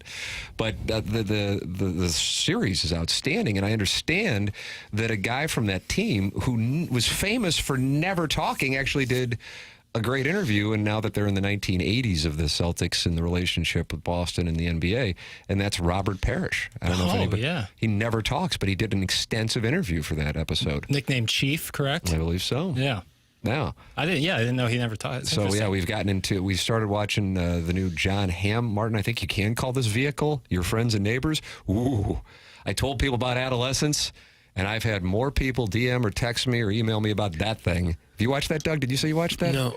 Oh my goodness. Sweet mother of mercy. It's called Martin. Friends and Neighbors. So the John Hamm one is, I think, Your Friends and Neighbors, or maybe it's Friends and Neighbors. Yeah, Your Friends and Neighbors. Okay. Yeah, we made the mistake like starting that last night at 9 o'clock. It's just an anxiety festival. It's entertaining, recommendation, and then Adolescence, which I think is Netflix. Yeah. Oh, ha, yeah. Now, what are those noises? Onomatopoeia. It's like a Tom Petty song. Yeah. Yeah. Chris Mullen's Irish. Bill Okay. Walton. Chris Irish Mullen, roots. another great flat top, Doug. Oh, that's right. He could have been in Hoosiers. How about Shaquille O'Neal and Tracy McGrady? Yeah. Yeah. Dickie V had dinner at Lorenzo's. All right. The Trattoria. I like Lorenzo's. John Stockton, Irish. It's not a long list, is what I'm going to tell you. No. But Kevin McHale is, and I think of the people. He's on the Mount Rushmore. Well, you said Stockton. That's Yeah, probably the answer then. I didn't know. Also. Ed Macaulay, would he have been Jewish? Probably. Macaulay. Cut that off. I didn't say Jewish. Irish. Oh, God. I thought you were doing it. It's already in the archives. And we've already. It's right there with Frank talking about Arnold Palmer. It's another point for us. Call in Macaulay family. Jewish. Irish. What about? What about? Yeah, What are because those sounds you made? I need to do that again. Adolescence. Oh. Your friends and neighbors, John Hamm, Amanda Pete, and Olivia Munn. There's a little D at the end. I think you in particular, even though I have no idea how, like I'm a 48-year-old in a 25-year-old's mindset and a 6-year-old's body. Right. You're a 27-year-old in like a 45-year-old's mindset. Would you say that's fair? That's pretty accurate. Yeah. Some I think you would things. really enjoy it. All right. Even though the things that John Hamm are going through, damn near no 27-year-old Yeah. is going to go It is through. on Apple, right? Yes. Yeah, I like Major Apple. recommendation, Doug. But Netflix has Adolescence. Major recommendation, especially since there are no edits. But yeah, wow, ooh, yeah. Okay. Pat Riley, Irish. Gotta be. That's the play. No, That's the answer. No, I have to be honest. I looked it up because I'm like, That's how the am I play. missing? Yeah, Pat Riley's a good call. Shaquille O'Neal, I totally missed, and then Pat Riley as the coach. And we decided the greatest Jewish basketball player Macaulay. was Ed Macaulay. Yes. Gosh. The Jesuit-educated Amari Stoudemire. deacon at St. Genevieve du Bois. His family might want to call in to debate that. That'd be a good Wheel of Fortune. Ed Macaulay Calkin. That would be a great. That actually wouldn't be bad. Email in the morning after at InsideSTL.com. Robert Thomas has told us he cannot join us at 9 o'clock now, but Jackson says it doesn't matter. You will be joining us at 9 o'clock. He was not open to that response, so he said, how about tomorrow at 8:30? Yeah. Miles Mikolas at 9:30. Design, Air, Heating, and Cooling email of the day coming up at 10:45. That is your Stiefel dossier here on TMA. It is TMA, presented by Brian Crouppen. Fisher Window and Door Store, 8 o'clock hour, 101 ESPN, and the TMA STL YouTube channel.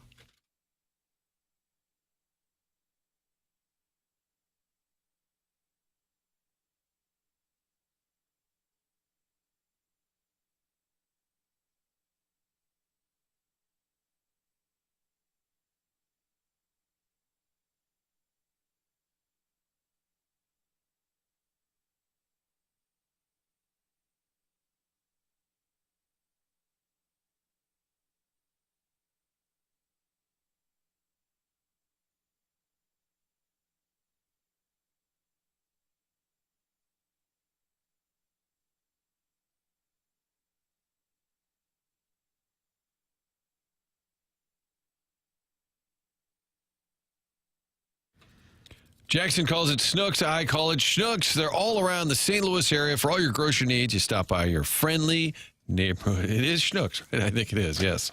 Schnooks is what it's called, and they've got the Great Rewards app. Download it on your phone, and that means you'll be getting points every time you shop. There are double points days. They'll alert you to that. They'll send you reminders, digital coupons. You can also use the app when you're not sure where an item is, you're searching for, you got the list made out. Oh, my gosh, I don't know where to. It'll tell you what aisle it's located in. You could also use the app for delivery, for curbside. Everything you need is in that app. Make sure you download the Schnooks Rewards app. You're going to get money back when you check it out.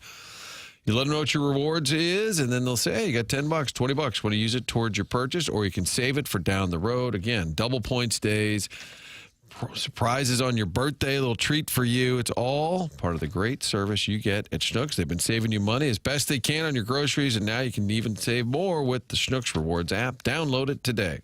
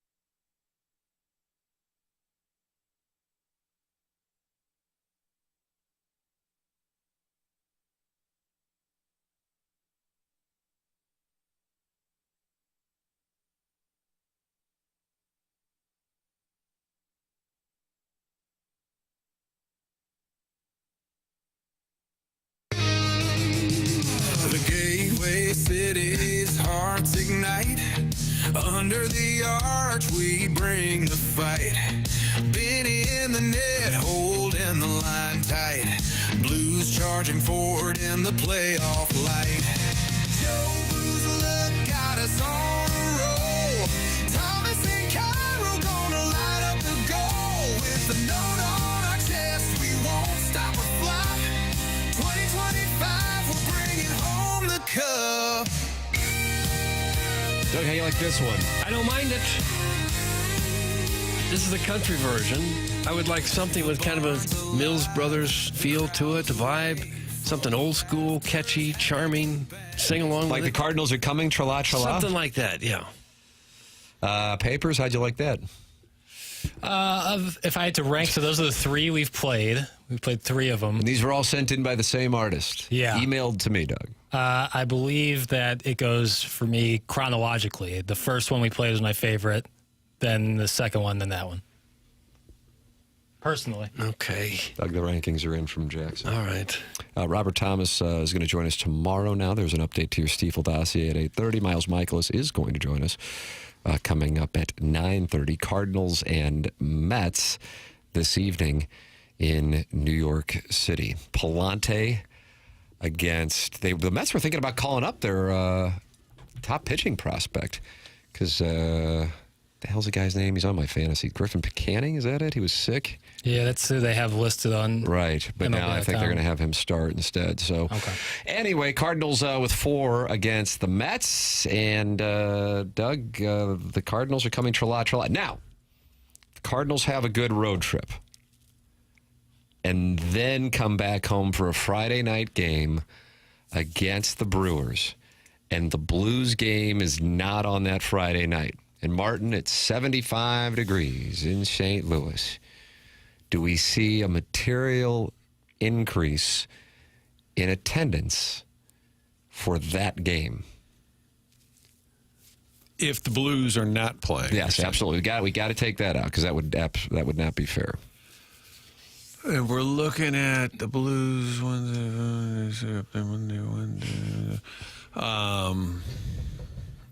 Charlie's excited about the Brewers series. Yeah, he always is. I think if they have a good road trip, I think it'll incrementally go up. I think a little bit, just the weather gets better, team's playing well. I don't think it'll be significant, but I don't think it'll go backwards. I think as empty as it's been, as long as they're playing decent, get a little bit closer to summer, I think it'll go up just a little tick at a smidgen. Yeah, I think a tick at a time. Nothing dramatic. I don't think it can go backwards. If it went backwards, there'd be nobody in the building. So I would think it'll start to pick up. I do think that more and more people are starting to go, I kind of like watching this team play. And at the same time, I don't really know what it is because there isn't necessarily a style. But people have texted that in plenty since the season started. And I think, but that hasn't translated to attendance to date. So that's why I ask, with the Phillies series, they were coming off a bad road trip. Swept in Boston, winning 1 in Pittsburgh. I understand. Even though you're facing a great team and, 2 damn good pitchers in Nola and Wheeler. This one, okay, Monday, Tuesday, Wednesday. Weather pretty damn good.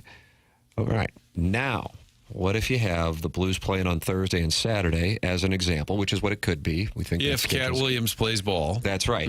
And so then what do you have on that Friday? And either way, you're going to have Saturday and Sunday day games against the Brewers. You would like to think the weather, temperature-wise, at the very least, would be accommodating.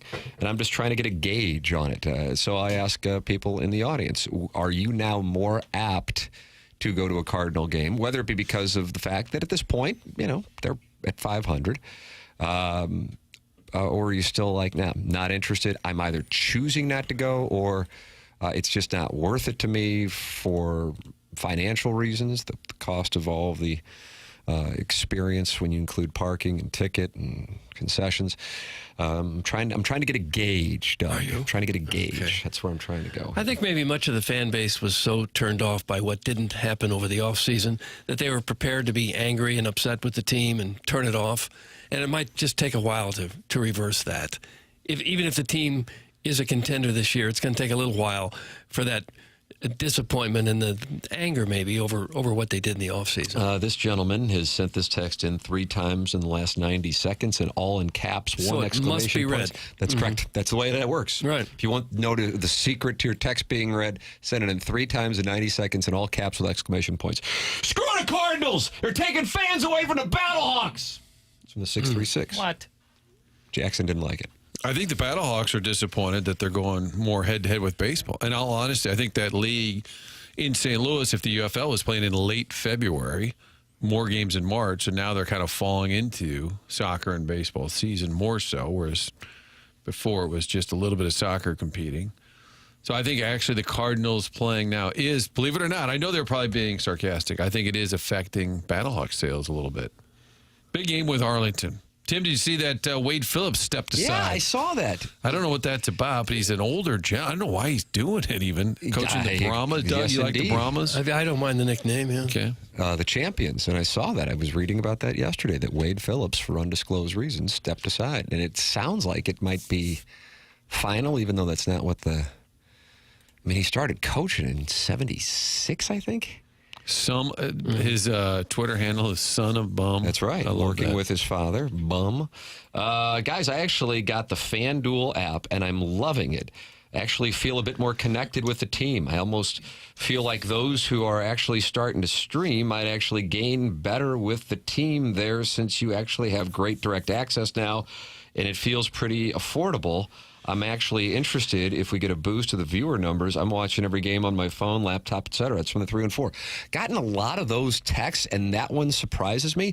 Even though I am in that camp, I kind of thought I was in like a 0.5% of the Cardinal fan base of the TV thing playing a role in it. But there are a lot of people now that that app is more accessible to those who are not, take your pick of whatever subscribers that haven't had the television issues over the last few years, that people are now watching. Because I think part of the issue, is strange as it is that for a handful of years, people are like, I guess I'd watch, but I can't get the damn thing. Mm-hmm. And I'm not going to switch providers again so I can watch.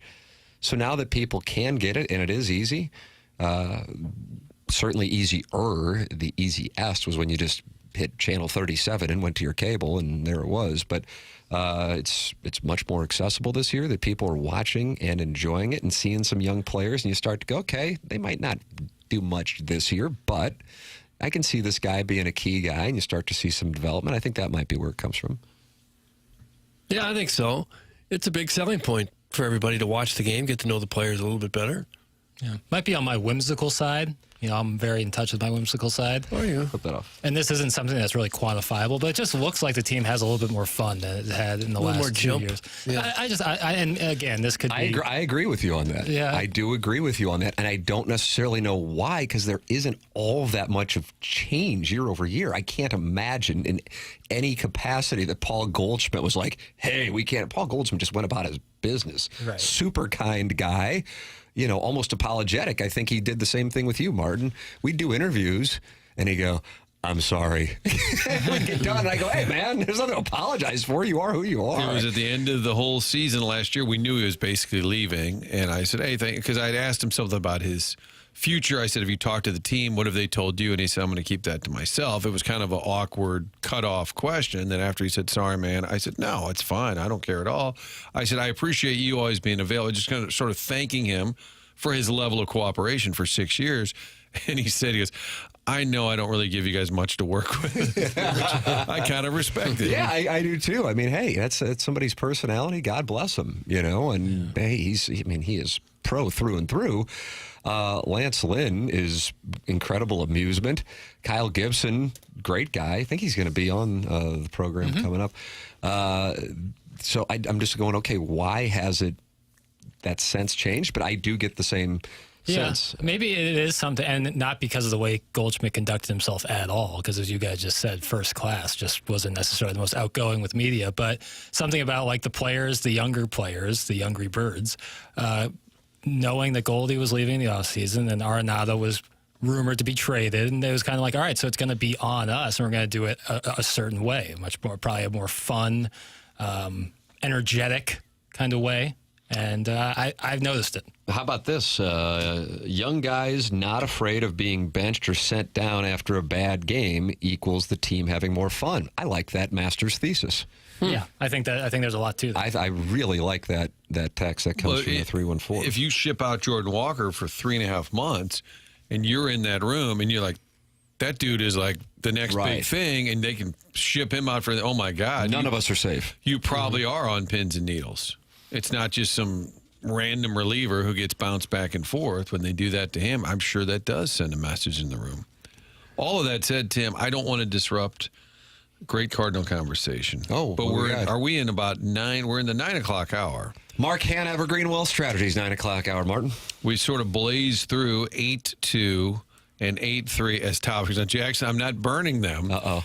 But I am. As he proceeds to burn them. Oh! But I am fascinated by 8-3. This feels like Ritalin overload. And it's as we celebrate the 73rd anniversary of Singing in the Rain this week. I saw that, and I thought Jackson had eaten mushrooms. Is that the Gene Kelly vehicle? That's correct. And we're celebrating the 73rd anniversary of Singing in the Rain. Mm-hmm. Again, Doug, have you been celebrating? I've been going nuts. Again, Blues playoffs, jumping on light poles, playoffs, umbrellas and such. Cards, mats, whatever. We have a masterwork in terms of musicals on screen. What in the hell is this? I can't help but think about the Blue Note.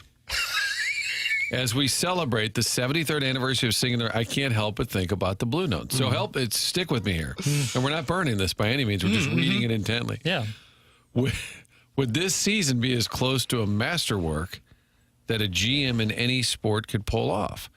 Starting with offer sheets, the hiring of Monty, the commitment to the core during the deadline. Doug has started with Singing in the Rain. What does it have to do with Singing in the Rain? Can a GM have a bigger impact on a team's success than we have seen in 2025 as we celebrate the 73rd anniversary of Singing in the Rain? It's unrelated. How do you know it's the anniversary this week? Do you have like a little calendar you pull off, like The Far Side, but it tells you whose movie came out this week? I follow the right people on Twitter. Okay. Tim, did you know that it was Ella Reese tweet? Yeah, Ella Reese is celebrating Singing in the Rain this week. Tim is the calendar savant. Did you know it was the 73rd anniversary of Singing in the Rain? I didn't. I'm more of a 1982 going forward 73rd anniversary of Singing in the Rain. Candidly, was not on my radar. I bring it up because I'm together. fascinated by that. I'm just I think that's a masterwork in the musical genre. Correct. And I think it would be tough to say that anything short of a masterwork for Doug Armstrong this season. Correct. So there's the tie-in. There's the weave. Yes. Okay. I had actually texted Army. He said he's going to lay low. I asked him to come on the show this week, and he said he's going to let the players and coaches do the talking. Thank you. But maybe if I tell him he's connected now to Singing in the Rain. Right. Well, we remind him it's the 73rd anniversary. This might jostle him a bit to pick up the phone. I would think. Haven't there been more recent masterworks that we could compare this season to? Well, in the musical department, I got Chicago. I won Best Picture. Doug, was that Richard Gere? I don't know who it was. John C. Jones? Why does that John C. Reilly in that be a musical? Why does it have to be a musical? It doesn't. But Singing in the Rain is a masterwork in musicals. Tim, the text line is split. Great question, Jackie. Thank you. From Tiger Worson Woods. The 6-1 hate did not like the question and feels like it is telling that we're even talking about the question that is in the Stiefel dossier. Ignore the Bill DeWitt III laughing at the fans, but you guys are elitist DeWitt cucks. Oh. We're elitist. Elitist DeWitt cucks. Is there like a Facebook page for that? There should be. Slurpee because hey, we're trying hard. Okay, Joe. Jackie, the Afton altar boy, says, Martin, leave Piddles alone, you big bully. He is a national treasure, keeps the show patrons wanting more. He is a teaser at heart. I'm a teaser at heart. I just read it. Yeah, you know. Hey, listen, I appreciate it. But yeah, that's just... How did you, sitting there typing... Yeah, when was this thing constructed? This together? And I saw a tweet about Singing in the Rain. I was reading Tim, did you see a tweet about Singing in the Rain? Did you ever see the picture? Of course. I love Singing in the Rain. You like other musicals? One of my favorite subgenre of movies is a movie about making movies, and that's exactly what Sing in the Rain is. And not to mention just delightful little tunes. And I saw that. I was like, oh, you know what? That's a masterpiece. And you know what? Doug Armstrong has painted the masterpiece with his GM work over the season, and I tied the two together. How about The Sound of Music? Was that a masterpiece? I don't know if I've ever seen that. Oh. My brother and sister might have seen it 2,000 times. Yeah. They'll tell you about it, but I don't think I ever saw it. I think that's probably considered the best of all the musicals. We will rank musicals coming up in the 10 o'clock hour, according to the dossier. Okay. This was just kind of a little teaser, as After Altar Boy referred to Jackson. He's a great little teaser boy. If there's one thing sports people like, it's musicals. Get your liberal arts ass over on 105.7, you pony. Oh. I don't think Riz is really into musicals. I do the Spread Zone and Stupiracy with Riz, and we haven't talked musicals once. I'm not into musicals like per se. You're into masterpieces. Yeah, I like Cinema. If you haven't seen Sing in the Rain, I would recommend it. It's pretty awesome. You've only had 73 years to get to it. Right, and that's the thing. Is like, you know, we should celebrate it. I don't know. People, you can't box yourself in. Just because you like sports doesn't mean you can't like other things. Some people like things. Some people don't like other things. Right. But don't ever box yourself in. You know, expand your horizons when possible. Jackie, I left the villain topic in the hopper. I didn't touch that, okay? From 8 to, I'll leave that alone. But now do you feel like you just burned it? No. Yeah, literally. Like No, that didn't burn it. I let you. The villain vehicle is still in the hopper. Move on. You salt my earth on a daily basis. No. Doug, what does that mean? I don't know. I can't grow. The question just can't be used. Just can't be used. Put Maybe salt that's what on happened to me down on Tam Avenue. We had a lot of salt in the earth. James Carlton, longtime sponsor of TMA and the Tim McKernan Show podcast, got this review, one of the 422 five-star reviews now posted. We'll get about James Carlton on Google. James has been our insurance agent for many years. He's the ultimate professional, competent, and he inspires safety. One of his business's best asset is the experience, help, and follow-through that his team members practice, and this one is talking about Stephanie. We read a lot of great posts about his staff, and Stephanie is mentioned often, along with Barbara, along with Mike. People rave about the staff that James has assembled at Webster Groves. You call there right now at 314-961-4800. You're going to talk to a live person in the office in the St. Louis area. You can count on that, and they are going to take care of you. It is just the way the system works. That's why I'm so happy that I'm a James Carlton client and recommend him to our audience. 314-961-4800, or go online at carltoninsurance.net. Got some breaking news from the sports broadcasting world. We will have that for you. This is going to be of note to everyone, I promise you. We'll have that for you in a matter of moments here on TMA 101 ESPN.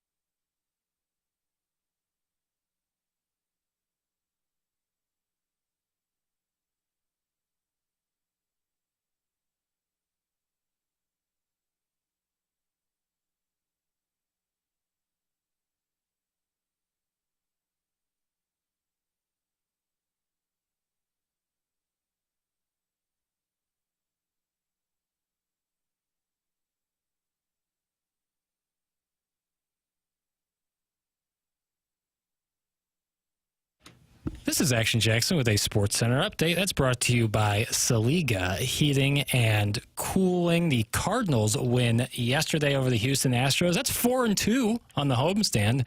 They now head to the Big Apple, taking on the New York Mets in Queens starting tonight, 6:10, your first pitch. Andre Palante on the mound for the Redbirds. That was another Sports Center update brought to you by Saliga Heating and Cooling, an independent American Standard heating and air conditioning dealer.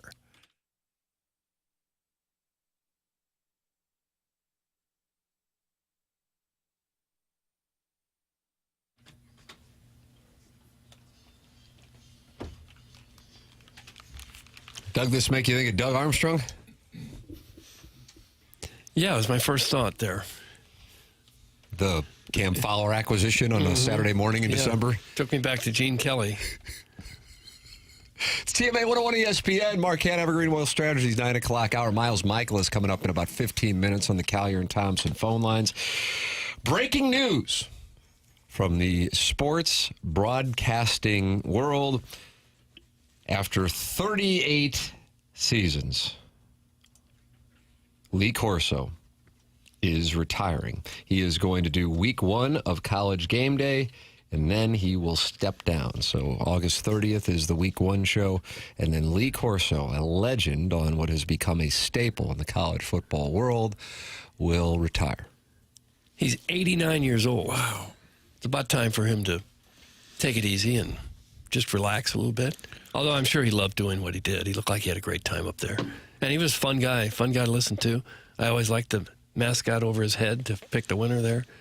Yeah, he'll be missed on the air for sure. The dais was getting a little crowded.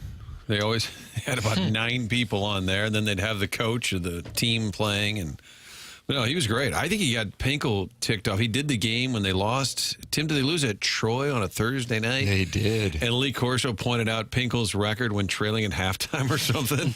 And the next week, the Pinkel Patrol said something about Lee, like, I don't know what it was in Indiana, how much winning he did. He took some kind, I can't remember, but he took some kind of shot. I loosely remember, but it was Lee Corso. I was like, hey, I'll just point out the facts. But that show is...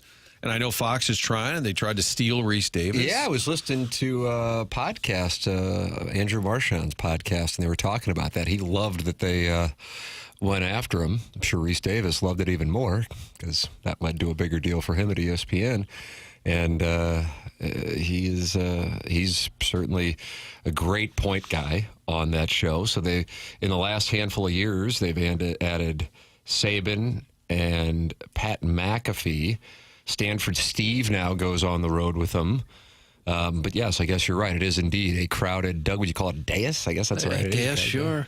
Desmond Howard, who always looks like he's about 30. He's on the Packers like 30 years ago. Won the Heisman. Was it 91? Doug, 91. And what was the call? You remember the call. You don't know the years. Take a listen to this, Mark. This is the actual call of Desmond Howard against Ohio State. Desmond Howard, touchdown, Michigan. Hello, Heisman. How about that? That was the Wow, call. the great Keith Jackson. Jackson. And then, the Packers won the Super Bowl. Was that Super Bowl 31, maybe, that they won? And he was the MVP, right? I was there. So. Oh, you were there? Yeah. Oh, covering it for your Wisconsin? I was covering for Madison TV, Packers, Desmond Howard. But he's a staple. Kirk Herbstreit and his dog are on that show. It's a great show. That bothers Charlie, correct? Charlie Marlowe does not like... I think so. I think... Ben Fred didn't like it either. I forget. Is that right? But was it done All for... these guys you've worked with are anti-dog. Jackson, Ben Fred, Chuckles Marlowe. Hold on, Jackie, you're anti-dog? Get out of here, bro. I'm not anti-dog. I just never want one. Would you describe yourself as pro-dog? I want them to prosper, just not in my... He doesn't want the species to go away, Doug. Right, but just not in my general... Not you want just dogs to prosper. They're not endangered or anything. Right, but I just don't want them to prosper in my Skippers general on vicinity. line 1. Yeah. I was reading about Lee Corso. He was a 5'6" football player at Florida State. Set a record at the time for career interceptions at 14. He was so fast, they nicknamed him Sunshine Scooter. Boy, you like that nickname. Sunset roommate of Burt Reynolds while at Florida State. I wonder if Corso's success with Florida State led the Rams to picking Ty Hill, who was also 5'6". Probably. Yeah. Sunshine Scooter. Did they say that this last College Game Day is going to be Alabama at Florida State? Or they haven't announced the game? Because I'm They seeing. just said August 30th. Okay, so August 30th, there's Alabama at Florida State. Which would make sense for him. But also Texas at Ohio State that day as well. Be nice for the Florida State tie-in. For what was he called? The little scooter that could? Sunshine scooter. Sunshine scooter. That could.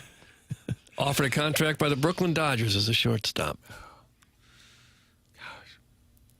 5'6" would seem like a small football player, even in the early 50s. Wouldn't Taking it? a shot. See, you could have played back then, Think Tim. Cornfeld would have cut Corso? Got to get him to call in. Corso or Cornfeld?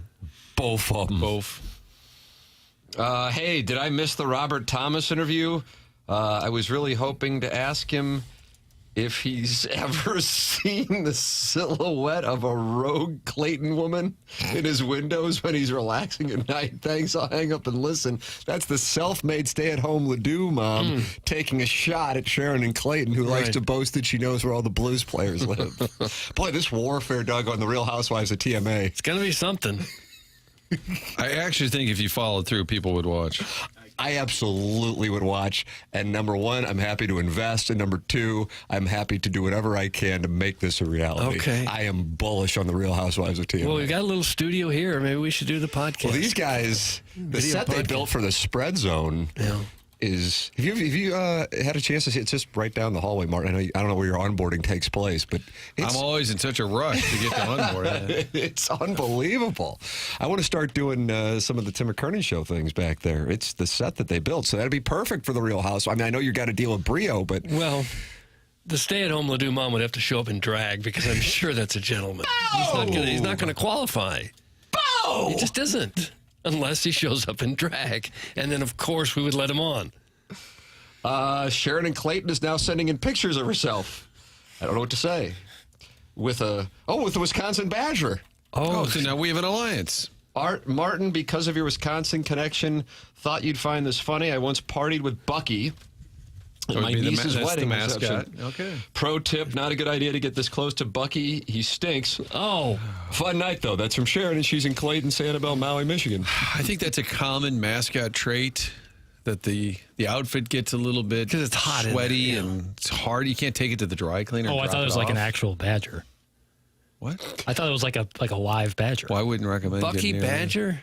You don't know Bucky Badger? There's a lot of these teams have real life Truman mascots. the Tiger, not a real tiger. The LSU has a real tiger that sits in a that's cage true. in a weird way. Dolphins used to have a real dolphin at the end of the end zone. Right. That's right. Flopping around or in Texas water? Long, what's it, Bevo? A giant beast. Beef. Colorado's got Is that one of them Ralphie. Wagyu? Right, so I thought it was a real badger. I didn't know. All right. But you, I think Badger those, might be hard to tame there yeah, on I the think, sidelines. I think they got a lot of Clay was one-two. afraid of the honey badger. Badgers do have Man, one, that's too. a snoofle right there. I always said the honey badger was like the meanest animal on the planet. That's what Claves contended. Yeah, I do remember that. The Now that meanest? It was a thing. Now that you bring I think that it just up. survives. No. Because Isn't there was that that, like- that video of getting where he got in a fight with a cobra and honey badger killed the cobra, but the cobra bit the honey badger, so honey badger laid there like he was dead for about 30 seconds and popped up and ran away. Is that a honey badger or a mongoose? It was a honey badger. Okay. Better actor, the mongoose, honey badger, or Gene Kelly? Gene Kelly certainly sing better. Okay. I haven't seen what the mongoose. You have a problem with that, Doug? The range. I mean, I think if my 3-year-old would have said that, I would say, hey, it's What'd I say? Singed. Sung. Singed? Sang. Sang. Are we over medicated or Curran is under shaking his medicated? Oh, sorry. Are you, Mr. Linguistics over there. It wasn't just at you. It was just at the whole situation in general. Oh, it's okay. oh, the whole show? So Sharon had one good year on the timeshare sales circuit, but the company could only afford Wisconsin for the sales trip, huh? That's from Carlos Spicy Wiener, not impressed with the picture with Bucky. Door County in the summer. That's a premier location. It's a treat. Yeah. Hey, stay-at-home Ledoux mom. Not all of us spend our lives sitting around whining about the failure of our 10th marriage. Some of us have a life where we get out and know people and places and things, etc. That's from Sharon and Clayton. Wow. She didn't have to say et cetera. Do you put a comma before et cetera? I do, and then a think period. usually, yeah. I do. Oxford bring that comma up. thing. Yeah. Oxford It's a comma. good way to wrap up. Anyway, this show, we'll talk Blues, Cardinals, etc. It's always the best when they put one thing and then comma, etc. Like they couldn't come up with a that's second all. real example. Have you guys found any Coddlevilles for my Webster wife to scrap with on The Real Housewives of TMA? It's balance sheet season. That's from Big Tuft. He's interested in putting his wife on the program. They're from Webster, and his wife wants to fight what he calls a Coddleville. If you're going to shoot the show, I think you could partner with Pronger. He's walking around with a film crew these days. Really? Yes, I'm telling you. I think you could get maybe he could host it. I think he actually might do it. He's doing a lot of media these days, a lot of social media. He's got a film crew that follows him, Doug. If you could just sort of partner with him. What sort of housewives we talking there, Douglas? That's a pretty good impression. Is he doing something for Canadian television? I don't know, but he or? interviewed me one day for 10 minutes, and I said, what is going on? We were in the hallway outside the Blues locker room, and I still don't know where it will air. So I'm telling you, he has a film crew at the ready. Maybe we can tap in, et cetera. 6 marriages, 2 thriving businesses, and a 3-acre house in Ladue. Clean my bin, Sharon? That's from the self-made stay-at-home Ladue mom. Bin? Her. What did you say? His? Well, it's a guy. It's a guy. Clean my bin. What would that be? Are you writing it down, Jackson? He's writing it down. That'll be heard in drops of the week. It matters. Email in the morning after at InsideSTL.com. Design, air, heating, and cooling email today, 1045. Miles Mikolas live from New York City. That's next here on TMA.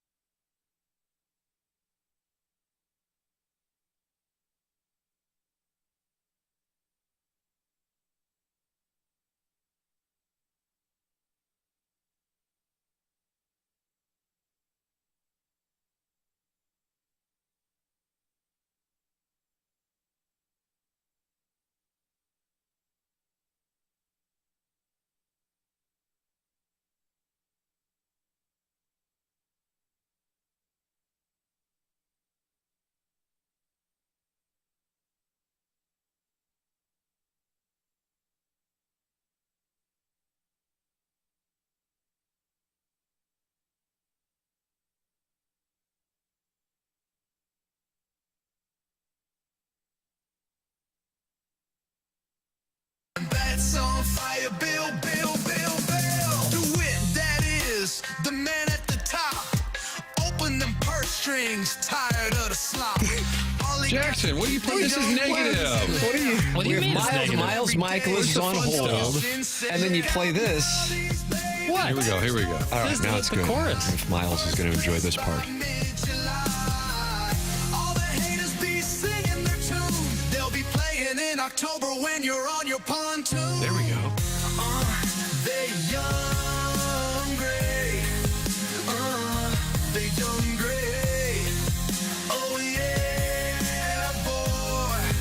They young gray. Mason Wynn, this dude be bussin'. I'm posing pictures. Doug, that's your favorite part. The dude be bussin'? I bust tables at Pietro's. Oh, that's what they're talking about? Exactly right. He's a bus boy? Side gig.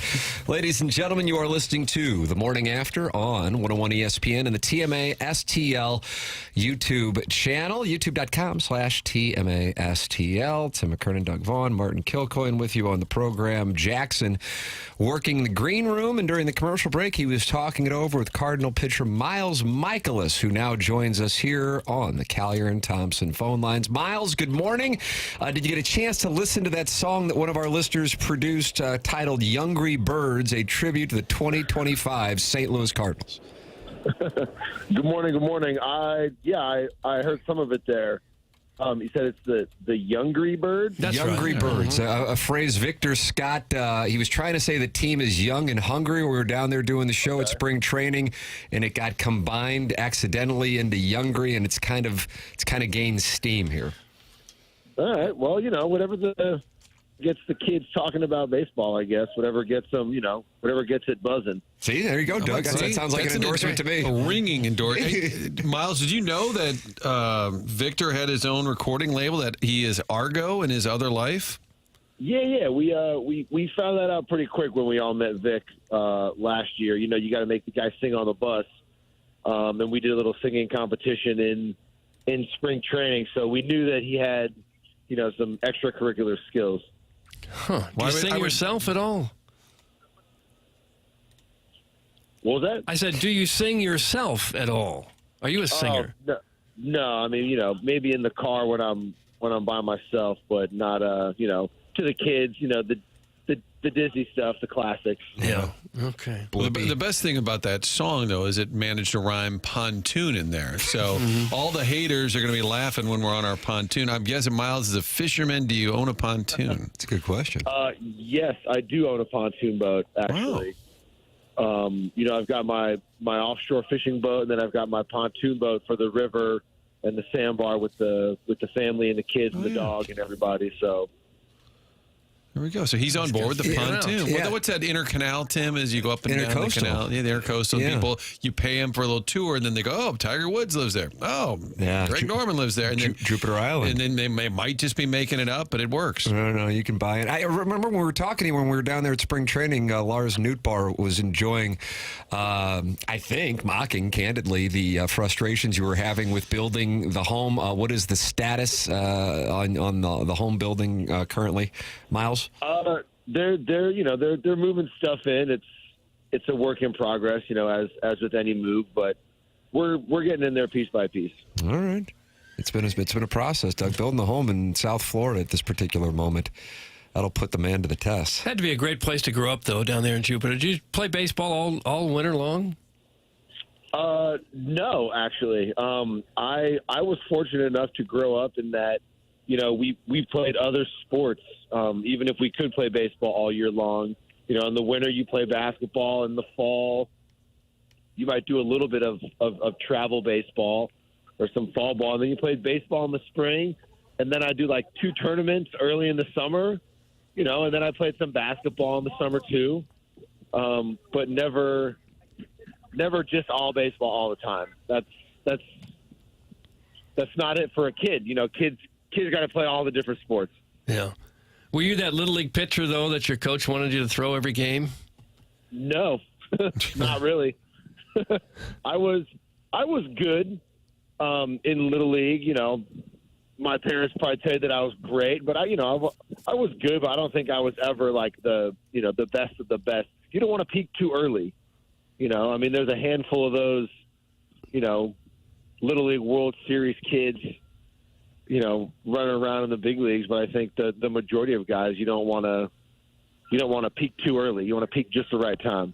So when did it become clear that you might have the opportunity to do this for a living? You know, maybe when I was in Japan pitching really well. Yeah. Before I came back over here, I mean, you know, I was in college pitching well, thinking, you know, just kind of keep playing until someone tells you to kind of go home.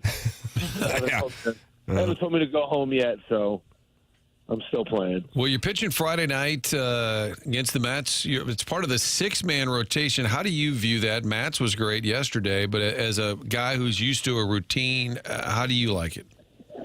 Well, you know, I'm a creature of habit, but I'm not married to the routine in any sense with a lot of the stuff I do. You know, when I was over in Japan, we ran on like a six-man rotation a lot. So it's not something I'm completely unfamiliar with. I'm you know, pretty versed with the schedule and, you know, how I want to do stuff, you know, as far as how I want to space out those bullpens and catching and lifting, because I did it like that for a couple of years over there.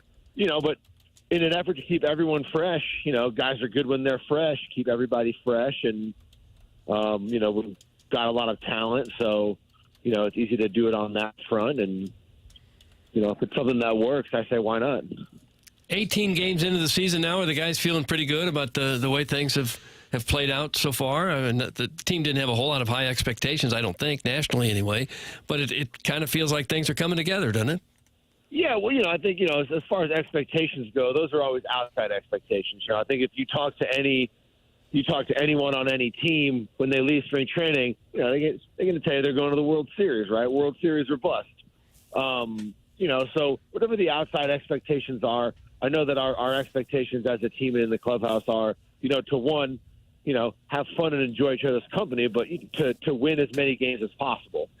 And we think we're a heck of a ball club. You know, confident in what we're doing out there. And I think everyone's pretty happy so far with how the season's going. Miles Mikolas, our guest here on TMA. The show's presented to you by Brown and Crouppen, 101 ESPN. And you can watch and go back and watch anytime you want on the TMA STL YouTube channel. Miles will donate to the Crisis Aid U.S. Safe program, which provides a women's shelter in St. Louis that offers a safe haven for American female survivors of sex trafficking. Mikolas will also donate to the shelter for every strikeout he records during the regular season. Miles, how did you get involved in this, and why is this something that is of importance to you and I would imagine others involved in the organization and in your family?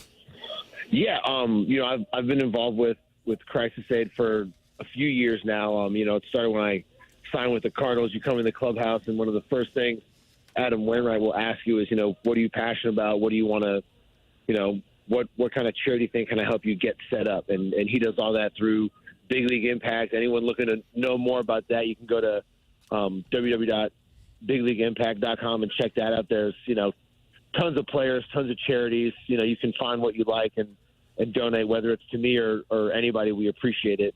But I told him I wanted to do something in St. Louis, you know, and I just started having kids, you know, starting my family. And when you think about some of the things that go on with some of the human trafficking and things like that, and, you know, those are the people who probably need help the most with what they're going through. And to donate to a organization that helps with that and gives people a place to get there and get back on their feet, I think that's huge. And I think it means a lot to those people. And I think it's, you know, one of the better causes out there. What does Wainwright do if somebody's resistant or is like, I don't give a rip about charity? Have you ever see it play out where he's like, come on, pal? I mean, obviously most guys are going to say, sure. I'm curious his approach. You know, he'll kill you with kindness, you know, and I think he'll just sit back there and watch guys, and he'll see what you're reading or see what you're looking at. And, you know, before you know it, he's got somebody on the phone that can help you with anything you like. I mean, he knows so many people in that world, and with his organization and all the outreach that he has, whether it's, you know, the water stuff, in some of the underdeveloped countries, or some of the stuff like Crisis Aid where it hits a little bit closer to home. He's a guy that can get things done, and he can connect, connecting people with other people. One of his great skills. See, this is your 7th year now with the Cardinals. Are you starting to feel like a St. Louisan at this point in your life, or you're still a Jupiter kid? That's my 8th year. Eighth. Doug, way to take away 7 already. Sorry. Show prep. Well, I guess we're counting. We're counting. Days lived up to. I'm in the early 7, but this is the 8th season. I think. I mean, maybe I'd have to go back and check that myself. Well, I'm reading it. It says 7. Well, it's 18. He's in his 25, so that's his 8. He took away some of the bad starts, Miles. He didn't count those. Okay, well, that's fine. I take those away anyway. I already forgot about them. This says 7 years, what I'm looking at. But I could be wrong. That's fine, Doug. You should There's know. not enough of them to fill up a whole season's worth, but you never know. Okay. But, yeah, I mean, it's fun getting to see the people, kind of go through all their changes, see everyone. I've seen a lot of these guys on the longest tenured major leaguer on the roster. There's other guys that have been with the organization for longer because they were drafted back in like 2016 or 17. So they've technically been a Cardinal longer than me. But as far as in the major leagues, I've been a Cardinal the longest, which is it's funny to me because when you're younger, you never expect to be the guy who's like been there forever. I guess that's the goal. But then when it hits you, it's like, oh, I've been here forever. Mm-hmm. Well, you don't feel like an old timer yet, do you? No. That's young good. at heart, and all these young players we got. They keep you young with all the new lingo and all the stuff that they're all the stuff going on. So. Well, you had a rough start at Fenway. How do you know in that game, all right, how long are they going to leave me out here? Part of it is they need innings. When do they turn it over to Graceffo? Tell me about a start like that and how you have to get through any outs you can. I mean, sometimes you got to grin and bear. You got to wear it a little bit. You got to do whatever you got to do. At some point, you're really just trying to, you're trying to throw quality strikes. But strikes first and foremost, because you need quick outs. You need them to. You get into some trouble like that. You need quick outs. So you need them to hit the ball. You need to hit it. Pop it up. Hit it on the ground. Unfortunately, when you've got every ground ball seems like it's going through the infield, and even the balls that they hit poorly are kind of blooping in, and a couple broken bat hits. It's frustrating, but if you start throwing a bunch of balls and if you start, chasing the strikeout too much and things like that, you could end up throwing even more pitches. And then if that doesn't work out, it kind of snowballs. So it's, when you're trying to eat innings like that, it's kind of pitch management, pitch count management, because that's what's going to force their hand the most is, especially early in the season, what's going to force their hand the most is going to be that pitch count, your time between innings, how many pitches you're throwing in an inning, things like that. So you're trying to minimize that pitch count so you can just stay out there the longest. Because at some point the game, you can always come back, but at some point some games are a wash, and it's like, well, we just got to save the bullpen, or save this guy, save that guy, kind of mentality.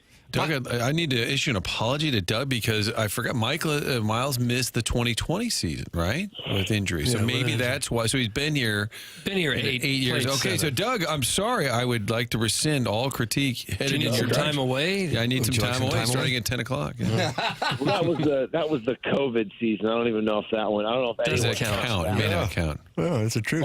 Only Jackson, have we lost Miles in Manhattan? He might have been kidnapped. Have we lost Miles in Manhattan? I did hear the sirens earlier. It sounded like the hotel was on fire earlier, so maybe he had to evacuate. Miles in Manhattan. Is Miles in Manhattan with us? Hello, caller. Yes, there he is. Oh, he's back. We lost you for a few seconds, Miles. Are you walking the streets? I'm trying to stay in the same same place, but I'm trying to not be near some of the noise, the cars going by, the horns honking and things like that. nature of the beast in New York City. I want to get your perspective on this. We've had a few people texting into the show since you guys started up the season 3 weeks ago that they get a sense, and who knows, I mean, you're in there, so you can tell us, that there's an energy, and this is before, taking 2 or 3 against the Astros and taking 2 or 3 against the Phillies, so it's not like, oh, they're playing well, so I'll say this. People were saying this early on, that it seems like it's a fun group, good energy, good vibes when people are watching on television. Of course, you're in the clubhouse, you're around, you can compare it to other teams that you've been on. Is that an accurate representation of what fans are seemingly seeing? And if that is the case, why do you think that is? Yeah, first I'd like to say, every team I've been on, here in St. Louis has been fun, but maybe we're a little more outwardly fun in the dugout this year, not being so worried. Sometimes you get worried, maybe if you're not having a great season and you're, having too much fun, sometimes people start to think, oh, they're a losing team and they're just having fun, goofing around, not trying hard. But I think, our mentality is, we need to have fun and be loose in order to play our best baseball and not really be worrying about what people think. The blood and sweat, that's in the gym, that's on the field, that's, making those diving plays, the effort and things like that. But the team camaraderie doesn't need to take a back seat to a buttoned up look. Like, oh, look at us, we're hard working, we're all buttoned up, we're trying our best, we're doing our best. Everyone's always trying and doing their best, but to have a little fun while you're doing it and a little team camaraderie, I think that helps with, I think it helps with the lineup. You guys, you talk about passing the baton, to the next hitter, get a hit, rally, steal a base, get a bunt down, ball in the gap, score some runs, and, with the pitching staff, kind of turning the ball over, zeros out of the bullpen, and that sense of I've got that guy's back, he's got my back, I got his back, and I think a lot of that comes with some of that loose camaraderie that people are seeing in the dugout. Us trying to have some fun with it. Yeah, and it is coming across, and we've had a number of people for real saying this really since the beginning with that Twins series and carrying it over now 3 weeks in. I also wonder, and you were outspoken about it last year. You get to a point in your career, I'm certain, you feel comfortable speaking, whereas a rookie might not necessarily feel that way.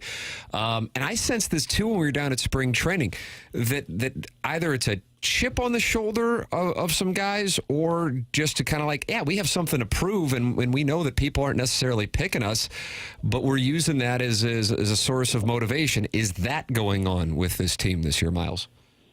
Yeah, I mean, anytime someone doubts what you're doing or doubts your ability, there's an innate desire to prove them wrong. I mean, I see it with my 4 kids all the time. You tell them not to do something, and they do it right away.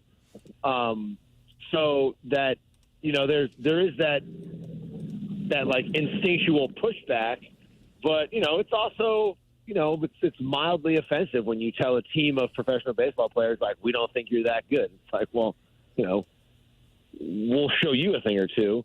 Yeah. And there's, players that had good years and there's players that had down years, and even if you've had a storied career and you have a down year, you want to get right back on top. You've been on top for so long, you don't want to be on the bottom, or maybe it's a few down years from your last good year, and you want to go out on top, or something like that, or you're a rookie, you had a great season, and you want to back it up and have another good year and let people know that you're not just a flash in the pan. So there's a lot of different reasons that people get doubted, and a lot of different reasons people need to, kind of push back against that. But the important thing is that everybody's working towards one thing, and that's, winning today's game, winning tomorrow's game. No one's focused, I don't think, too far on the future or getting too far ahead of themselves. we got a game tonight against the Mets, and that's the most important thing on everybody's mind right now.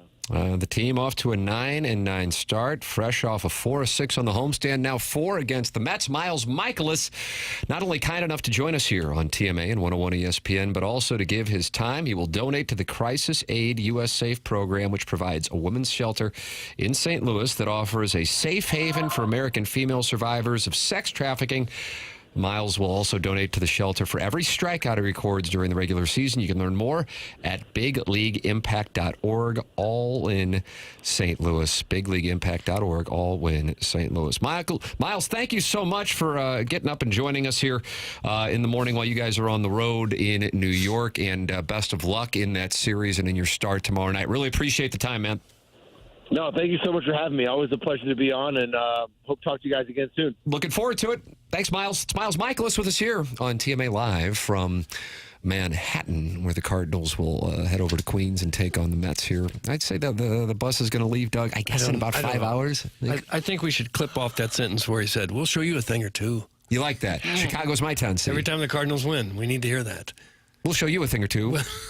St. Louis Cardinals, we'll show you a thing or two. Chicago's my town, see? We could say that after a win over the Cubs. I like that. I like the fact Wainwright goes up to guys and says, what are you going to do? Who are you going to help? Because most big leaguers are going to put their head down. They're not going to bother another guy. But Waino wants him to make a difference, and he's not afraid to go up and bring up the topic. And it'd be pretty easy not to get involved in anything else. As busy as you are with your own career and probably a young family and everything else going on.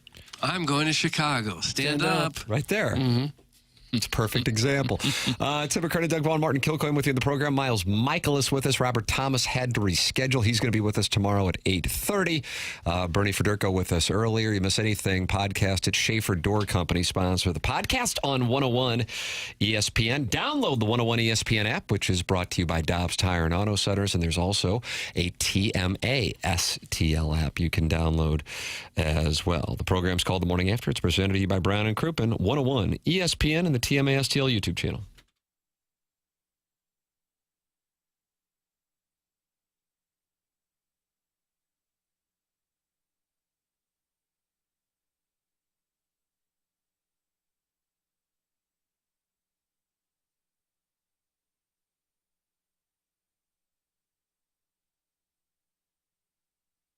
Together Credit Union partnering with St. Louis City SC 2025 partnership, all about the third season in St. Louis. One of the best ways to gear up for match days. They have an exclusive City SC debit card from Together Credit Union. The only place to find this official fan debit card with a free lifetime My City Plus membership. So why is that important? Well, priority access to single match tickets, limited edition drops, City cashback rewards on every purchase at City Pavilions, City Goods, all retail and concession locations in and around Energizer Park. Pretty cool. You can do this by getting a personalized, get the card when you open a personal checking account online at togethercu.org or simply stop by 14 local branches for Together Credit Union. Okay, no cost at all for this special debit card.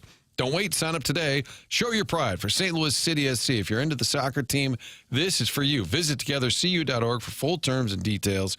Together Credit Union, federally insured by NCUA.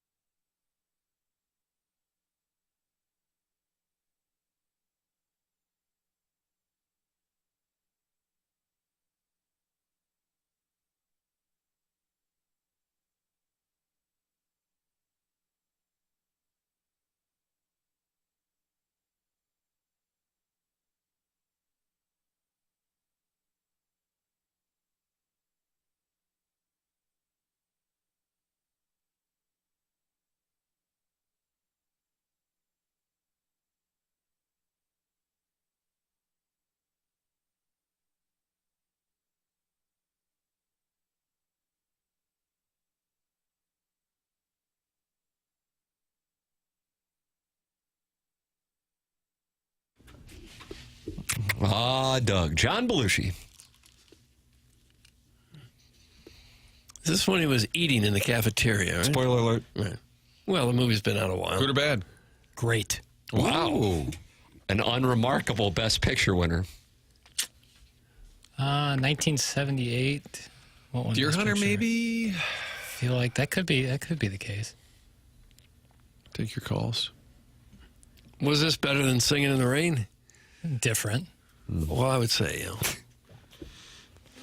but a lot of music here, so, As we celebrate, Great soundtrack. As we celebrate the 47th anniversary of Animal House's release, it has me thinking about Stephen Matz's start on Thursday. Right. Nice. Wednesday.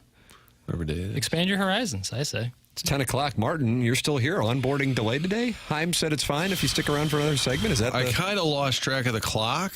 Yeah, we had a good long conversation there with Miles Mikolas. Some people really liked it. Some people really didn't. Well, no matter what we do, they're not going to like it. But you actually liked one of the texts that, Doug, we described as evolved, self-aware. How about, which one was that, Martin? It was Ironhead. Craig said, Hayward? Yeah, Ironhead Hayward. Former Ram? Yep. For like a minute. Ironhead, more or less, I can't find it. Here, okay. I really have to stop hating players just because they don't pitch well. I'm sorry, Miles. Much love. How about that? 314. Miles is so thoughtful and sharp. Love all the tall socks. That's from Doug's Dangling Dingleberry. Okay. Triple D. And then there's the 314. That's 15 minutes I'll never get back. Okay. No, that happens. Ask him how many homers he'll be serving up. Stop it. Yeah, Miles, we know. What a question by Martin. Hey, you got lit up in Boston. Tell us about it. Quit it. Stop giving us the business. It's fine. No need to get him on again.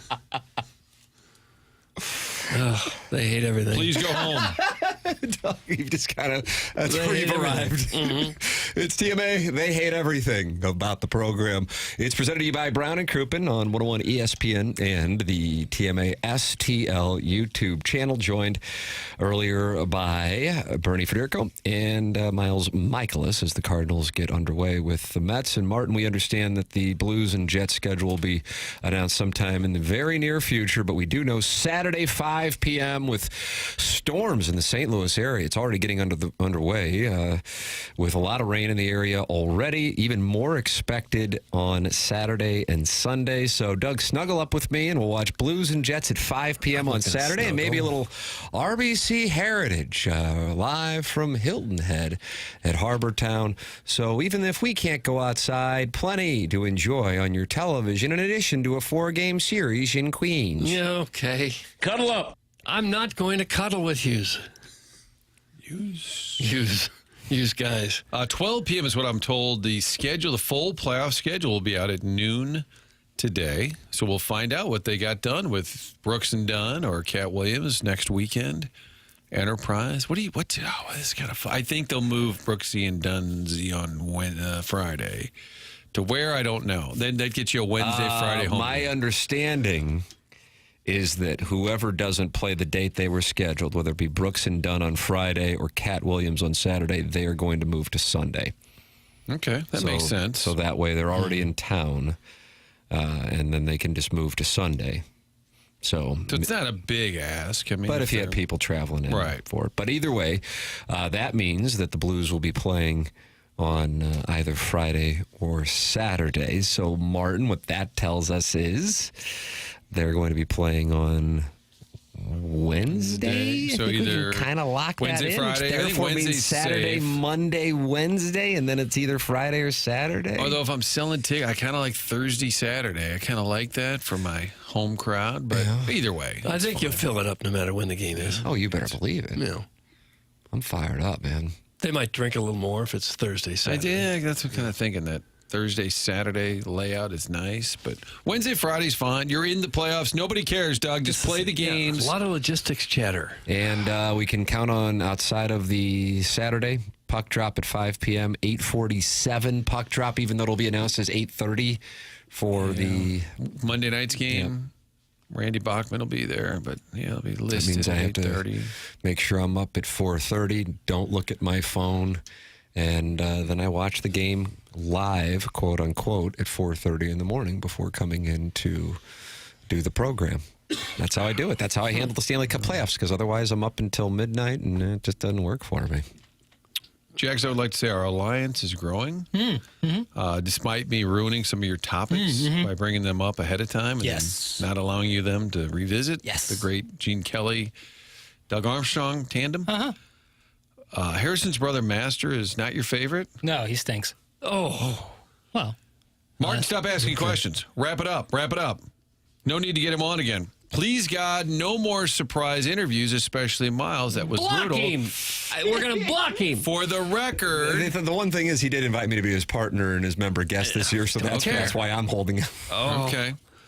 But for the record, not a surprise guest. No. Okay? I just would like to clarify. That was an Adam Wainwright Big League Impact. Yeah, we have a partnership with Adam Wainwright's Big League Impact. So you'll have the Kyle Gibsons. The Wayno was a delight last week, but not a surprise guest. Today's was supposed to be Dickie V. He's having some throat issues. He's saving it all for the big speech tonight. I bet that'll be a great speech. All right. I'm sure Jackson will be there. Doug's going now. I'll be there, yeah. You and Uncle Milty. That's right. Very fun.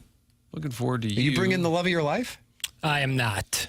She I don't want to give too much away about my personal life. No. Why now? She can't go, but regardless.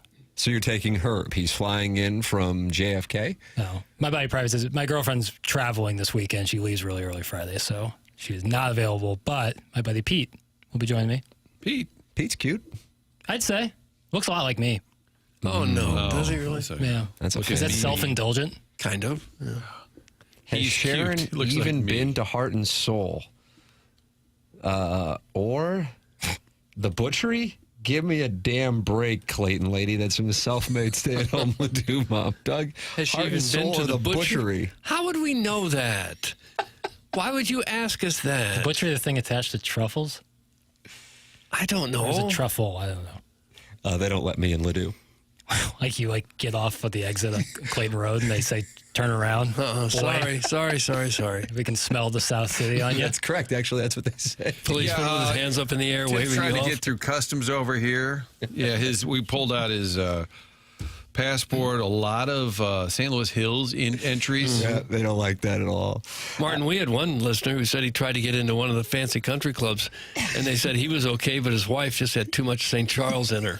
And so his application was denied. Is that a real story? The story came from your good friend, Mr. Licks. And it wasn't Mr. Licks so much as he was telling tales from an application process at one of the more elite clubs in St. Louis. And the husband was okayed, but they denied the application because, quote, the wife had too much St. Charles in her.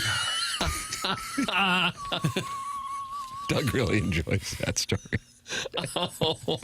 I cannot. I would think Ruth Park's a little more forgiving. Home of the Fivesome. What does someone have to have too much St. Charles in them? What's the tell?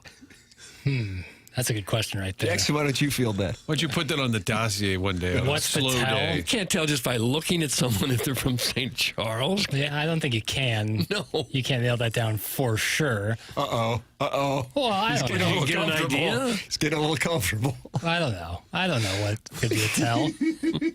I feel like you can narrow it down to a county or two. You can get pretty close. Really? This country club seemed to know. Yeah. Well, they probably did a lot more intensive research, background into the person, more than just took one look or maybe a smell. Oh. I don't know. I don't know. I don't know. I want it to be clear. I love the people in St. Charles. Sure, I do too. Do you think Licks made the story up, or was possibility? Because Possibility. he does some shtick, and I'm just curious if that was shtick. You never know. Okay. Email in yours the morning after at InsideSTL.com. Design, air, heating, and cooling email of the day. It's coming your way. Doug is still enjoying the idea of the board meeting. I can just in the see exchange during the discussing vote. it. Her picture comes up and they all react in horror. Oh, St. Charles. Clip that off. It's TMA 101 ESPN.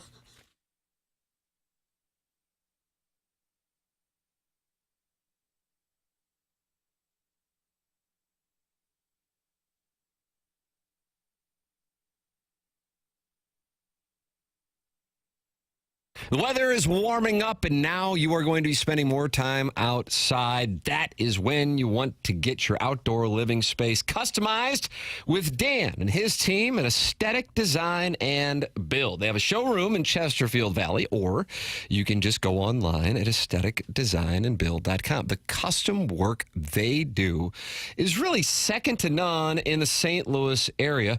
I went out to that showroom in Chesterfield Valley, so impressed that I had them come to our house, and looking forward to continuing to talk with them about the work that they can do to customize our outdoor living space. You can see the work they do in that showroom in Chesterfield Valley, or by going online at aestheticdesignandbuild.com, or give them a call at 636-532-5008. They really specialize in custom decks. That's where they separate themselves.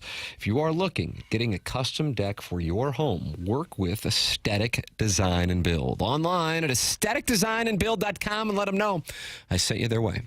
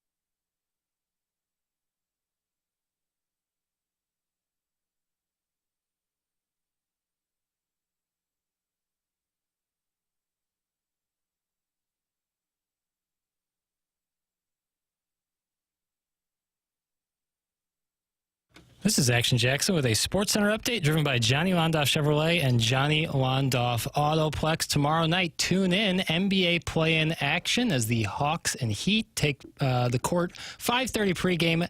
Tip-off at 6 p.m. Winner of that game will face the Cleveland Cavaliers in round one. Grizzlies and Mavericks will tip off right after that about 8:30. Winner of that game takes on the Oklahoma City Thunder. That was another Sports Center update driven by Johnny Londoff Chevrolet and Johnny Londoff Autoplex. See them at londoff.com. Chevy, together we drive. Are you kidding me?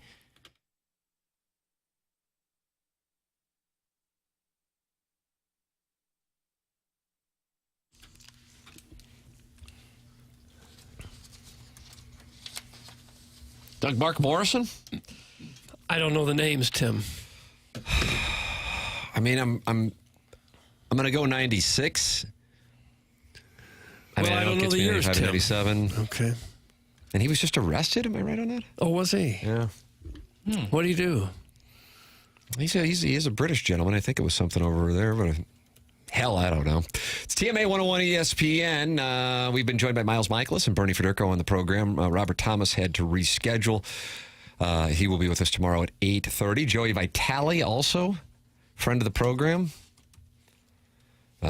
He's going to be with us tomorrow. He's usually at 8:15, and he goes until about 10:15. Then we ask a question. But what are you going to do on that, El Capitan? I'll ask for 9 o'clock. You think he'll be accommodating? Sometimes he can be a touch... airing it out on the Italian guy, I noticed, huh? Well, if we're being honest, and I feel comfortable enough in my relationship with Joey to be honest about this, sometimes it's a little difficult. Now, he has a lot of children. And family first. He gets up early in the morning, baked goods. He gets up very early in the morning. He's really good at what he does. So there's a bunch of stuff going around, and he's got the kids. So I get it, but sometimes it's like I can only do this time, and I'm like, well, that just is not great. Not great. But Joey's great, and I'll shoot him. I'm going to shoot the text right now. I'm going to text him right now. Doug and I'll carry the show then. Okay. Yeah, you guys got it. Thank you.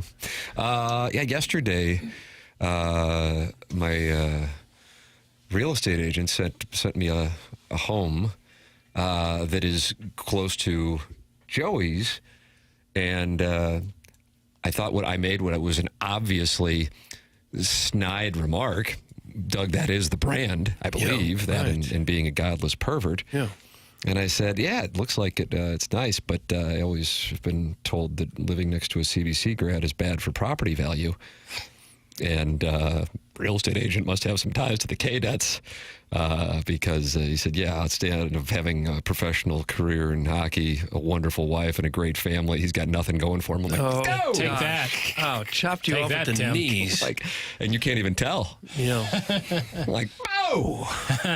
And then I went back to working on my shots inside of 55 yards. That's the thing with text I find so difficult to bust balls or be sarcastic. Like, it's just hard because I don't know when someone's joking, and I don't know when I've been sharpshooting this cat for 25 years. It's different. And he's been sharpshooting me. Yeah, it's different. As a matter of fact, he might be listening, and I'll green light it, or he'll green light me to let people know he is. Sharpshooting. It's just with people it's obviously different, but someone you kind of I mean, if this was like a guy who's just my real estate agent who I barely know, and I make a shot at CBC. Right. I never know. There needs to be a font for sarcasm. A CBC font, like purple and gold. Mm-hmm. Well, isn't sarcasm big letters? A capital letter than a small and capital small? I think if you're being a smartass, sometimes that's like the SpongeBob meme. Yeah. I thought that meant you were being sarcastic. Sometimes you could put a little asterisk. I think that'll indicate sarcasm. Some people put... I do an emoji with a tongue, but then some people think I want to do things. Right. Well, the emojis to follow certainly might believe that. Amen. Certain vegetables. /S is something that some people use, but that seems... Caregivers type of /S. That seems like someone who needs to go touch grass, to be honest with you. Wow. That's outside a little bit? One level too much of internet knowledge. It's like the same people who hate Rory. Why don't you just say JK? Might need to touch grass. If you type something, just say JK after that. Yeah, it's true. Shout out to John Kelly. The TLDR really grinds Too my long gears. didn't read? Yeah. I like that. There's a meme where it's like TLDR, congratulations or I'm sorry. I like that. I have to tell you, I've seen that 1,000 times, and it makes me chuckle damn near every time. Yeah. Sorry to hear about that or congratulations. Big Blonde Dan says you use blue font. That's what he says. Blue font. I don't even know how Real to do Housewives that. of TMA has blue feet. Oh, it could. I'm buying stock in it. Okay. Well, we got to get it going. Is this a sports talk program? The hell are you guys talking about? It's from the 314. Sports. Joey Vitale. Other stuff. Well, my point but I guess my real estate agent doesn't know. I think Joey Vitale might be, if I were doing my Mount Rushmore of favorite people or taking Ella Reese out of it, I think he might be on my Mount Rushmore. Like, I really, really enjoy that guy. Yeah, he's great. He's really, and he's him and former NHL players who are from St. Louis. Him and Cam have like that. Like Cam's live too. It's just like great energy. Like not only like do they have high energy, but it's like very positive. I agree with you. Yeah. And there's something about hockey guys. I don't know what the hell the deal is. Needs to be a study done. Grinders. But it's across the board, and it's learned.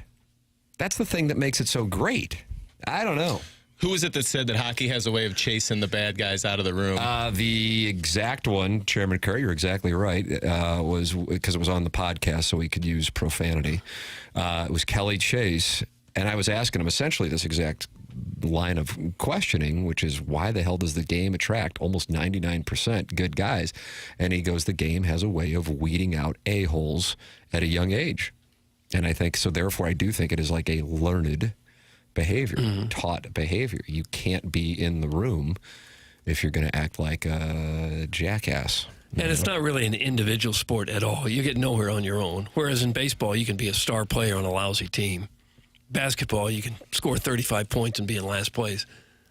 Who's the last big hockey player that would have been considered like a diva but was a superstar? God, I'm dead serious. I'm not doing any protecting here. In St. Louis, I don't know if I covered one. Now, I'm not down there like I was when I was doing television now. So, and I know you're not either, Doug, but I mean, for real, you'd be hard pressed.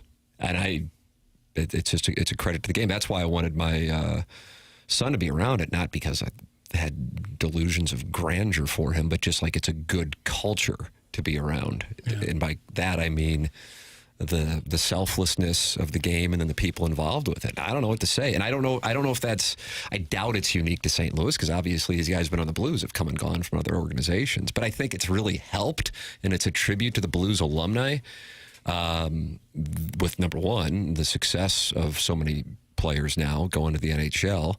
But I think perhaps that sets a tone that, this is another thing that Chase said in that podcast, Chairman, that whereas parents might feel like they can come up to a coach who's, an accountant by day, baseball manager at night, and complain about a move or playing time, who is going to walk up to Al McKinnis and tell him he didn't know what he was doing, or, take your pick of whoever else is coaching these teams in the St. Louis area.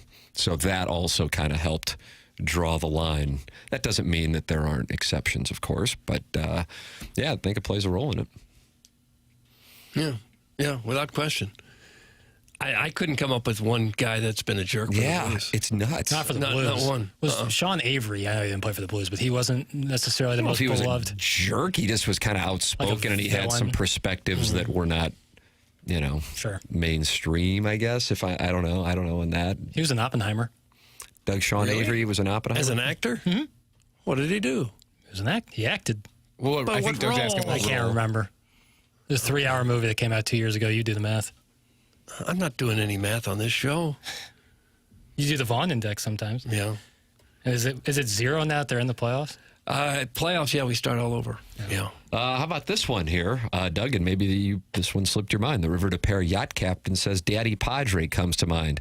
Guy's a fraud. Winning the cup went to his head. Do you think that he got a little egotistical after he won the cup? He was always a little prickly, but he didn't win the cup, so we'll give him a pass on that. He didn't come anywhere close to the cup. He never played. He practiced, and they went around him like he was a traffic cone. So that's why they liked him. I could have sworn Tarasenko had glowing things to say about it. That's exactly I think right. He was fed that. At first, he didn't know who we were talking about. And then he said, "Oh, I'm supposed to play along with something." Okay, yeah, this guy was great. Chairman Kurt tried to cue Jackson. Jackson's looking at Mavericks game film. What was the question or See, there you thought? Congratulations, or I'm sorry. What was said? Never mind. Yeah, I'll see myself out. Another key bump of Adderall in the 10 o'clock I was trying break. to figure out who Sean Avery was playing in Oppenheimer. The pressing issues. All the critical issues are being tended to. You're welcome to email in Design, Air, Heating, and Cooling. Email today, the morning after at InsideSTL.com. And you're welcome to get your teeth cleaned by the great Dr. Brandon Pryor and his team at 100 West Dental. That's on Manchester in Baldwin. Built brand new offices with the most modern of technology with the patient experience front of mind. And hey, if you are not on board with calling people, God bless you. You don't have to. You can just go online at 100westdental.com, check the calendar online for availability, and book right then and there. No dental insurance?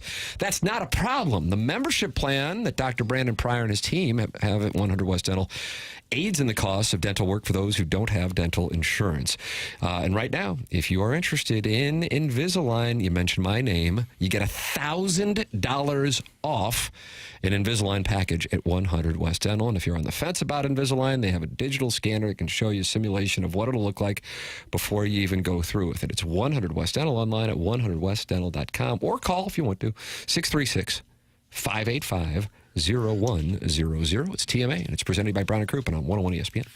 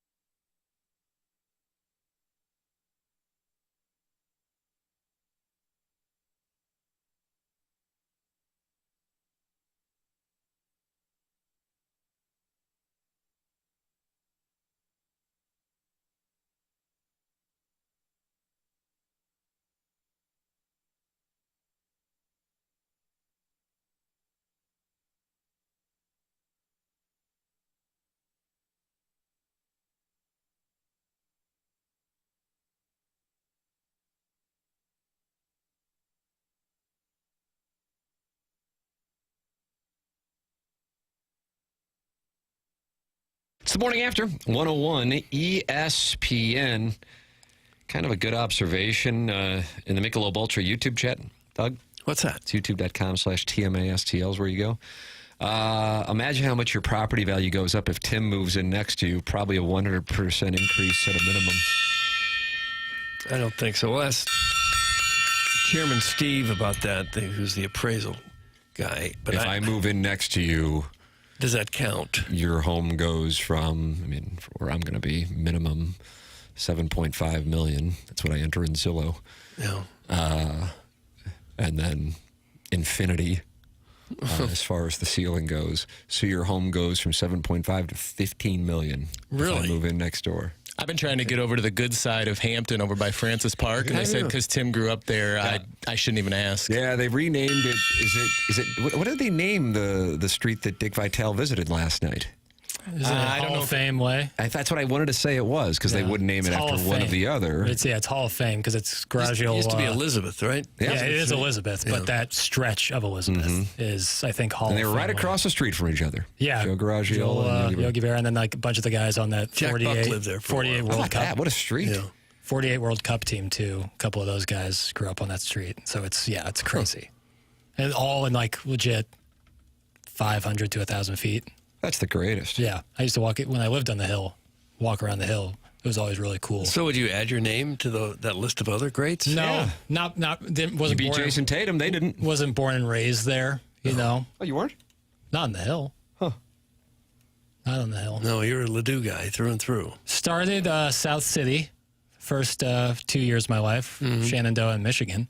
Then Webster, and then Olivet. Okay. Moving on up. Timmy, I thought you were moving out to God's Country by Cam. That's from Harrison's brother Master. I don't recall saying that. I guess maybe it was something we kind of looked around very briefly. It's a nice area. Yeah, it is. Just out there. A lot of driving. Happy birthday to Cam. He celebrated his birthday on Tuesday. Yes. Happy birthday, Cam. That. Yeah. Let's see. If Tim moves in my neighborhood, the average height of males drops 5 inches, and I'm a professional on 5 inches. That's from 816. What did that mean? I don't know. I was kind of hoping you'd know. I'm a professional on 5 inches. I like a little You hardcore. do? No. Like a dirty. No, that's not what it meant. Hey, Tim, congrats on buying Edmund's house. That's Juan from PP Corp. Is that still on the market? Be a nice house to live in. I believe so. Yeah. Yeah, why don't you? Even Matt the Bat, who lived next door to Ricky Fowler in Jupiter, so it's not like he was hurting, he told Jim, I don't know about that. There's a huge market in this town for very palatial estates. Well, the professional athletes sure make a lot of money. That's right. And and those in the media. Right, yeah. Talk show. Who cares where Tim moves? Oh. Is this an HGTV show? Talk sports, you idiots! Oh, it's from Chairman's pocket partner. Doug, let's talk some sports. Diamondbacks and Marlins get underway here in 40 minutes. Yeah, what's your take? I'm excited about the game. I think the team that gets the best pitching probably win that one. Yeah. Can you name a member of the Miami Marlins? Jeff Conine? What team did you say? Griffin Conine, his son is on there. Well, there we go. Nicely done. Well done. Tip of the cap. Sandy Alcantara? Alcantara's on there. Yeah. Some guy who hits home runs every game that the Southside Seaman's looking at. Misner, I think. He hits home runs every game. Really? Yeah. Is that Andrew Meisner, maybe? Maybe that's it. I don't know. All I know is he hits home runs every game. Xavier Edwards is on that team. He stole a lot of bases for me last year. Yeah. I say for me, like... Yeah, you acquired 14%. No. Is fantasy baseball the only reason you know a lot of these names? Yes. Yeah. Because I've never gotten into fantasy baseball, and I love fantasy baseball. It does help you keep up with what's going on. And I think that's because, which is probably somewhere similar to why I hate the Major League Baseball postseason, because I hate variance after 162 games. Luck, that fantasy football, I feel like any slap ass can win. Yeah. But in fantasy baseball, the regular season, you got to have a little. I don't think you can stumble into winning regular season in fantasy baseball if you're playing against other people who are actually playing, and almost everybody in our league is active. Jackson was relegated to Double-A fantasy baseball this year. Yeah, and was replaced by Charlie Marlowe, Doug, a great competitor. If you have a bad year, can you be relegated to slap-ass status? Jackson withdrew. He withdrew from the field. Once I lost the clubhouse in late April last year, I decided to shut it down. Correction, Cameron Misner, drafted by the Marlins, traded to the Rays, went to the University of Missouri. Oh, did he? How about that? Yeah. Okay. Good show prep again. Yeah. Cameron Misner or Meisner. He's a true son. He's a true son from Poplar Bluff. How about that? Yeah. Now, somebody says it's Matt Mervis. Does he also go by Matt Mervis? DBA Matt Mervis. Matt Mervis. Doug, is that weird for a guy to go by two different names? I mean, especially, but you don't know what might happen down there in Poplar Bluff. Matt Mervis. Also, Matt Mervis' birthday yesterday. Just turned 27. Happy birthday, Mr. Mervis. And he went to Duke. Oh, Duke. Tim Ratliff. Dookie. Okay. I care where Tim lives, you bozo. That's from Harrison's Brother Master, and he's mad. At whoever is mad about me moving. Well, some people are mad when their air conditioner or furnace doesn't work. Your heating and cooling shouldn't be a guessing game. If you're sweating in January or maybe wrapped in a blanket in July, it's time to call Design Air Heating and Cooling. They've been in business since 1904, which means they were fixing furnaces before air conditioning was even a thing. Seth Goldcamp, the guy in charge, runs a tight, trustworthy ship. No gimmicks, no upsells. Seth and his family have been treating customers right for more than a century now. Design Air is also the longest-running sponsor on TMA, which basically means they've got the HVAC street cred and the loyalty badge. Head to designairservice.com, schedule your service, and breathe easy. Design Air, they've been doing it right for over 100 years now, and they're not about to stop now. That's designairservice.com. There it is. Design Air Heating and Cooling sponsor the email today, which is coming up the morning after at InsideSTL.com. And then BK and Ferrario at the top of the hour. This is TMA, presented to you by Brown and Crouppen on 101 ESPN and the TMA STL YouTube channel.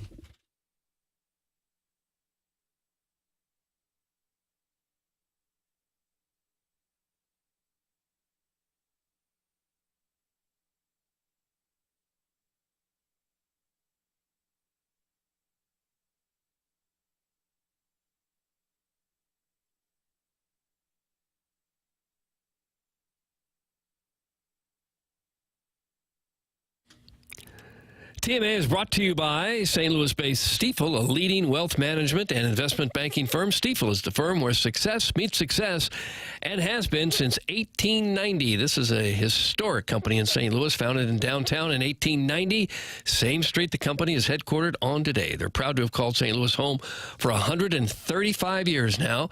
They also partner with the St. Louis Cardinals, the St. Louis Blues, and now the Stifel Charity Classic.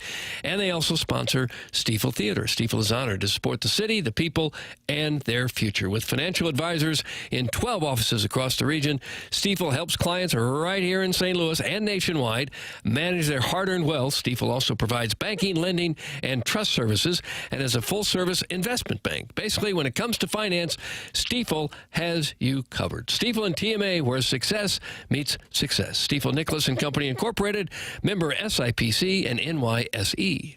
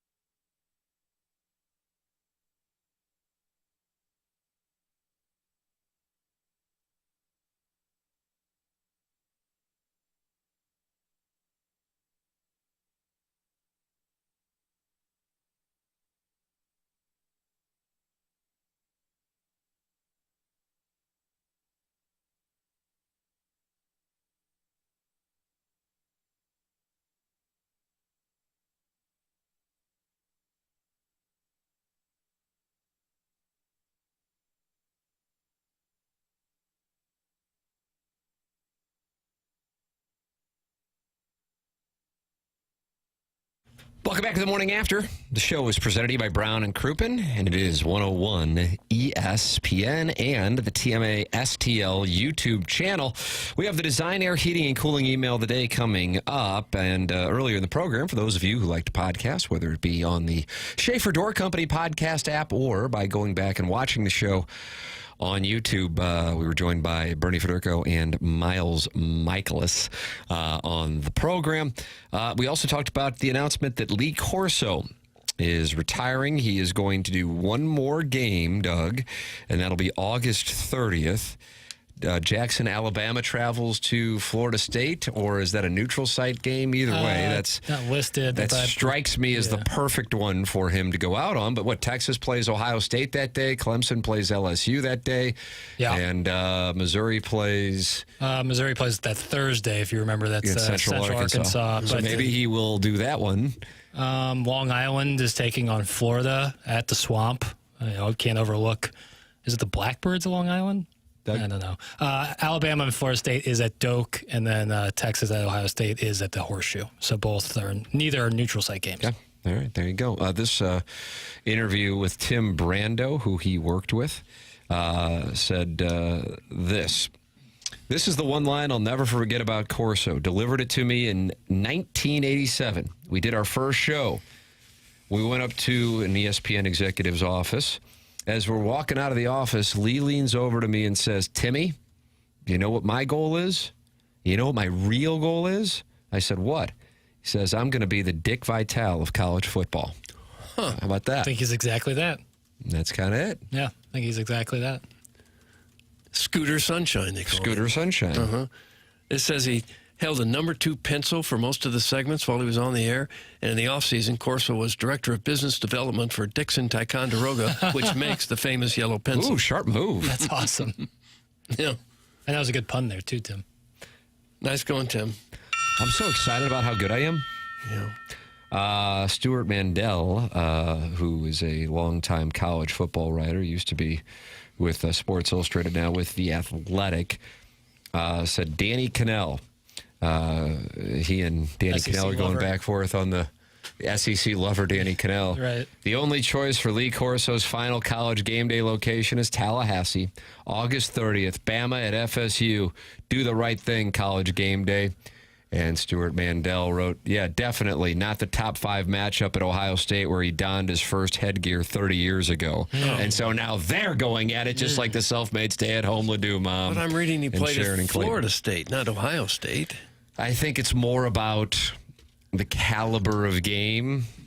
Florida State did not have a magical 24 campaign. No. Roll Tide, by their standards, did not have a magical 24 campaign. Ohio State opening up the season against Texas. Arch Manning. Where is he going to be? I think it would be Ohio State. I think it would be a rowdier crowd. Does Missouri move the Central Arkansas game back to Saturday just to make it possible? Just to be in the mix? Yeah, I think they should. Mississippi State's taking on Southern Miss. We can't rule that one out. Yeah. Also, Long Island is the Sharks. Sharks versus Gators. That's fun. Yeah. That is a good time. That's a good Florida matchup. I think I'm not going to get into that. I would think he'd probably go back to his alma mater. Yeah, it's a tough call. It's a really tough call. I don't think he can go wrong, really. No. Because we don't know what these teams are going to be. Like, we don't know if Florida State's going to be good or bad. We don't know if Ohio State's going to be good or bad. But he could maybe show up in his old Florida State uniform and maybe walk up and down the field again, pick off a pass. Scooter Sunshine. Scooter Sunshine. But you really like that nickname. I do. I like it a lot. Chairman's pocket partner is back to yelling at Harrison's brother Master, who was interested in where I'm living. Why do you care where he lives, you donkey? Are you going to live with him and touch his special spot? The answer is no. So you suck. Oh. That's Chairman's pocket partner, and that's directed at Harrison's brother Master. I calling people a donkey. That's a good one. It hurts. I don't really like being attached to that texter with that name. Yeah, that's tough. Attention business owners, did you know fire codes require your company's fire alarm system to be inspected and maintained by a certified fire alarm service provider? It's not just about compliance, it's about protecting your employees, customers, and property. That's where EDF Group's Fire and Security Division comes in, proudly serving St. Louis and beyond EDF Fire and Security specialize in keeping businesses safe and secure. From expert fire alarm inspections to advanced commercial security systems, they've got you covered. It doesn't stop there. With 24/7 fire alarm and security monitoring, you'll have peace of mind knowing your business is protected every hour of the day. Don't wait until it's too late. Call EDF Group Fire and Security Division today and let them help you stay compliant, secure, and safe. Visit the edfgroup.com or call 314-993-8053 to learn more. EDF Group, your partner in fire, safety, and security. Design, air, heating, and cooling. Email today is next on 101 ESPN.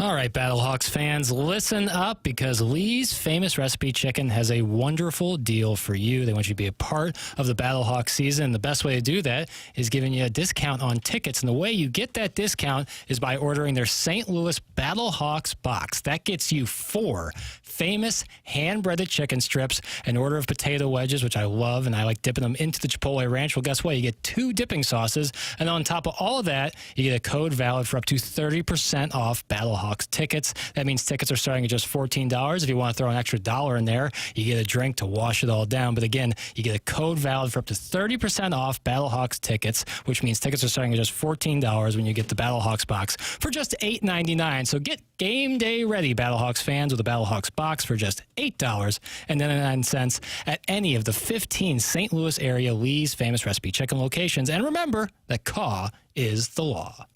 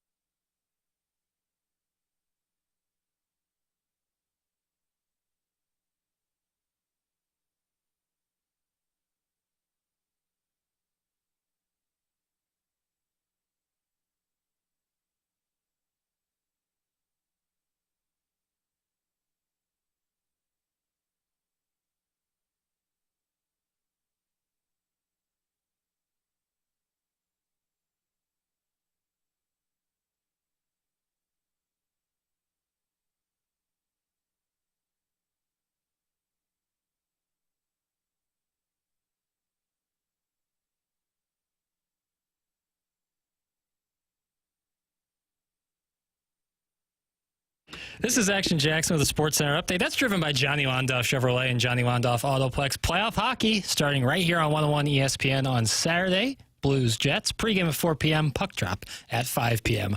That was another Sports Center update driven by Johnny Londoff Chevrolet and Johnny Londoff Autoplex. See them at londoff.com. Chevy, together we drive. Are you kidding me?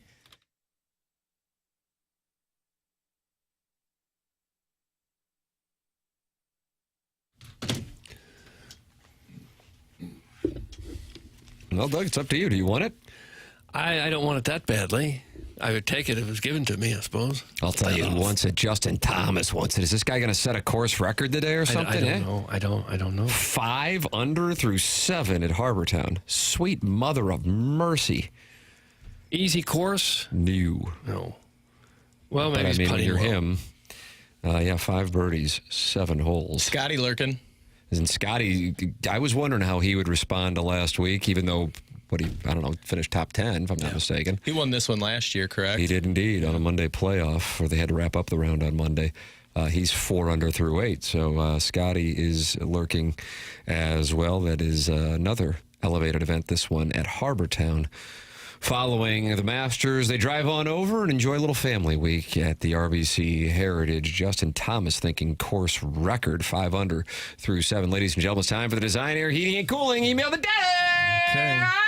Oh! Greetings and salutations, gents.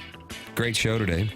Really enjoyed the segment where Jackson went through all the celebrities he thinks are hot. Mm-hmm.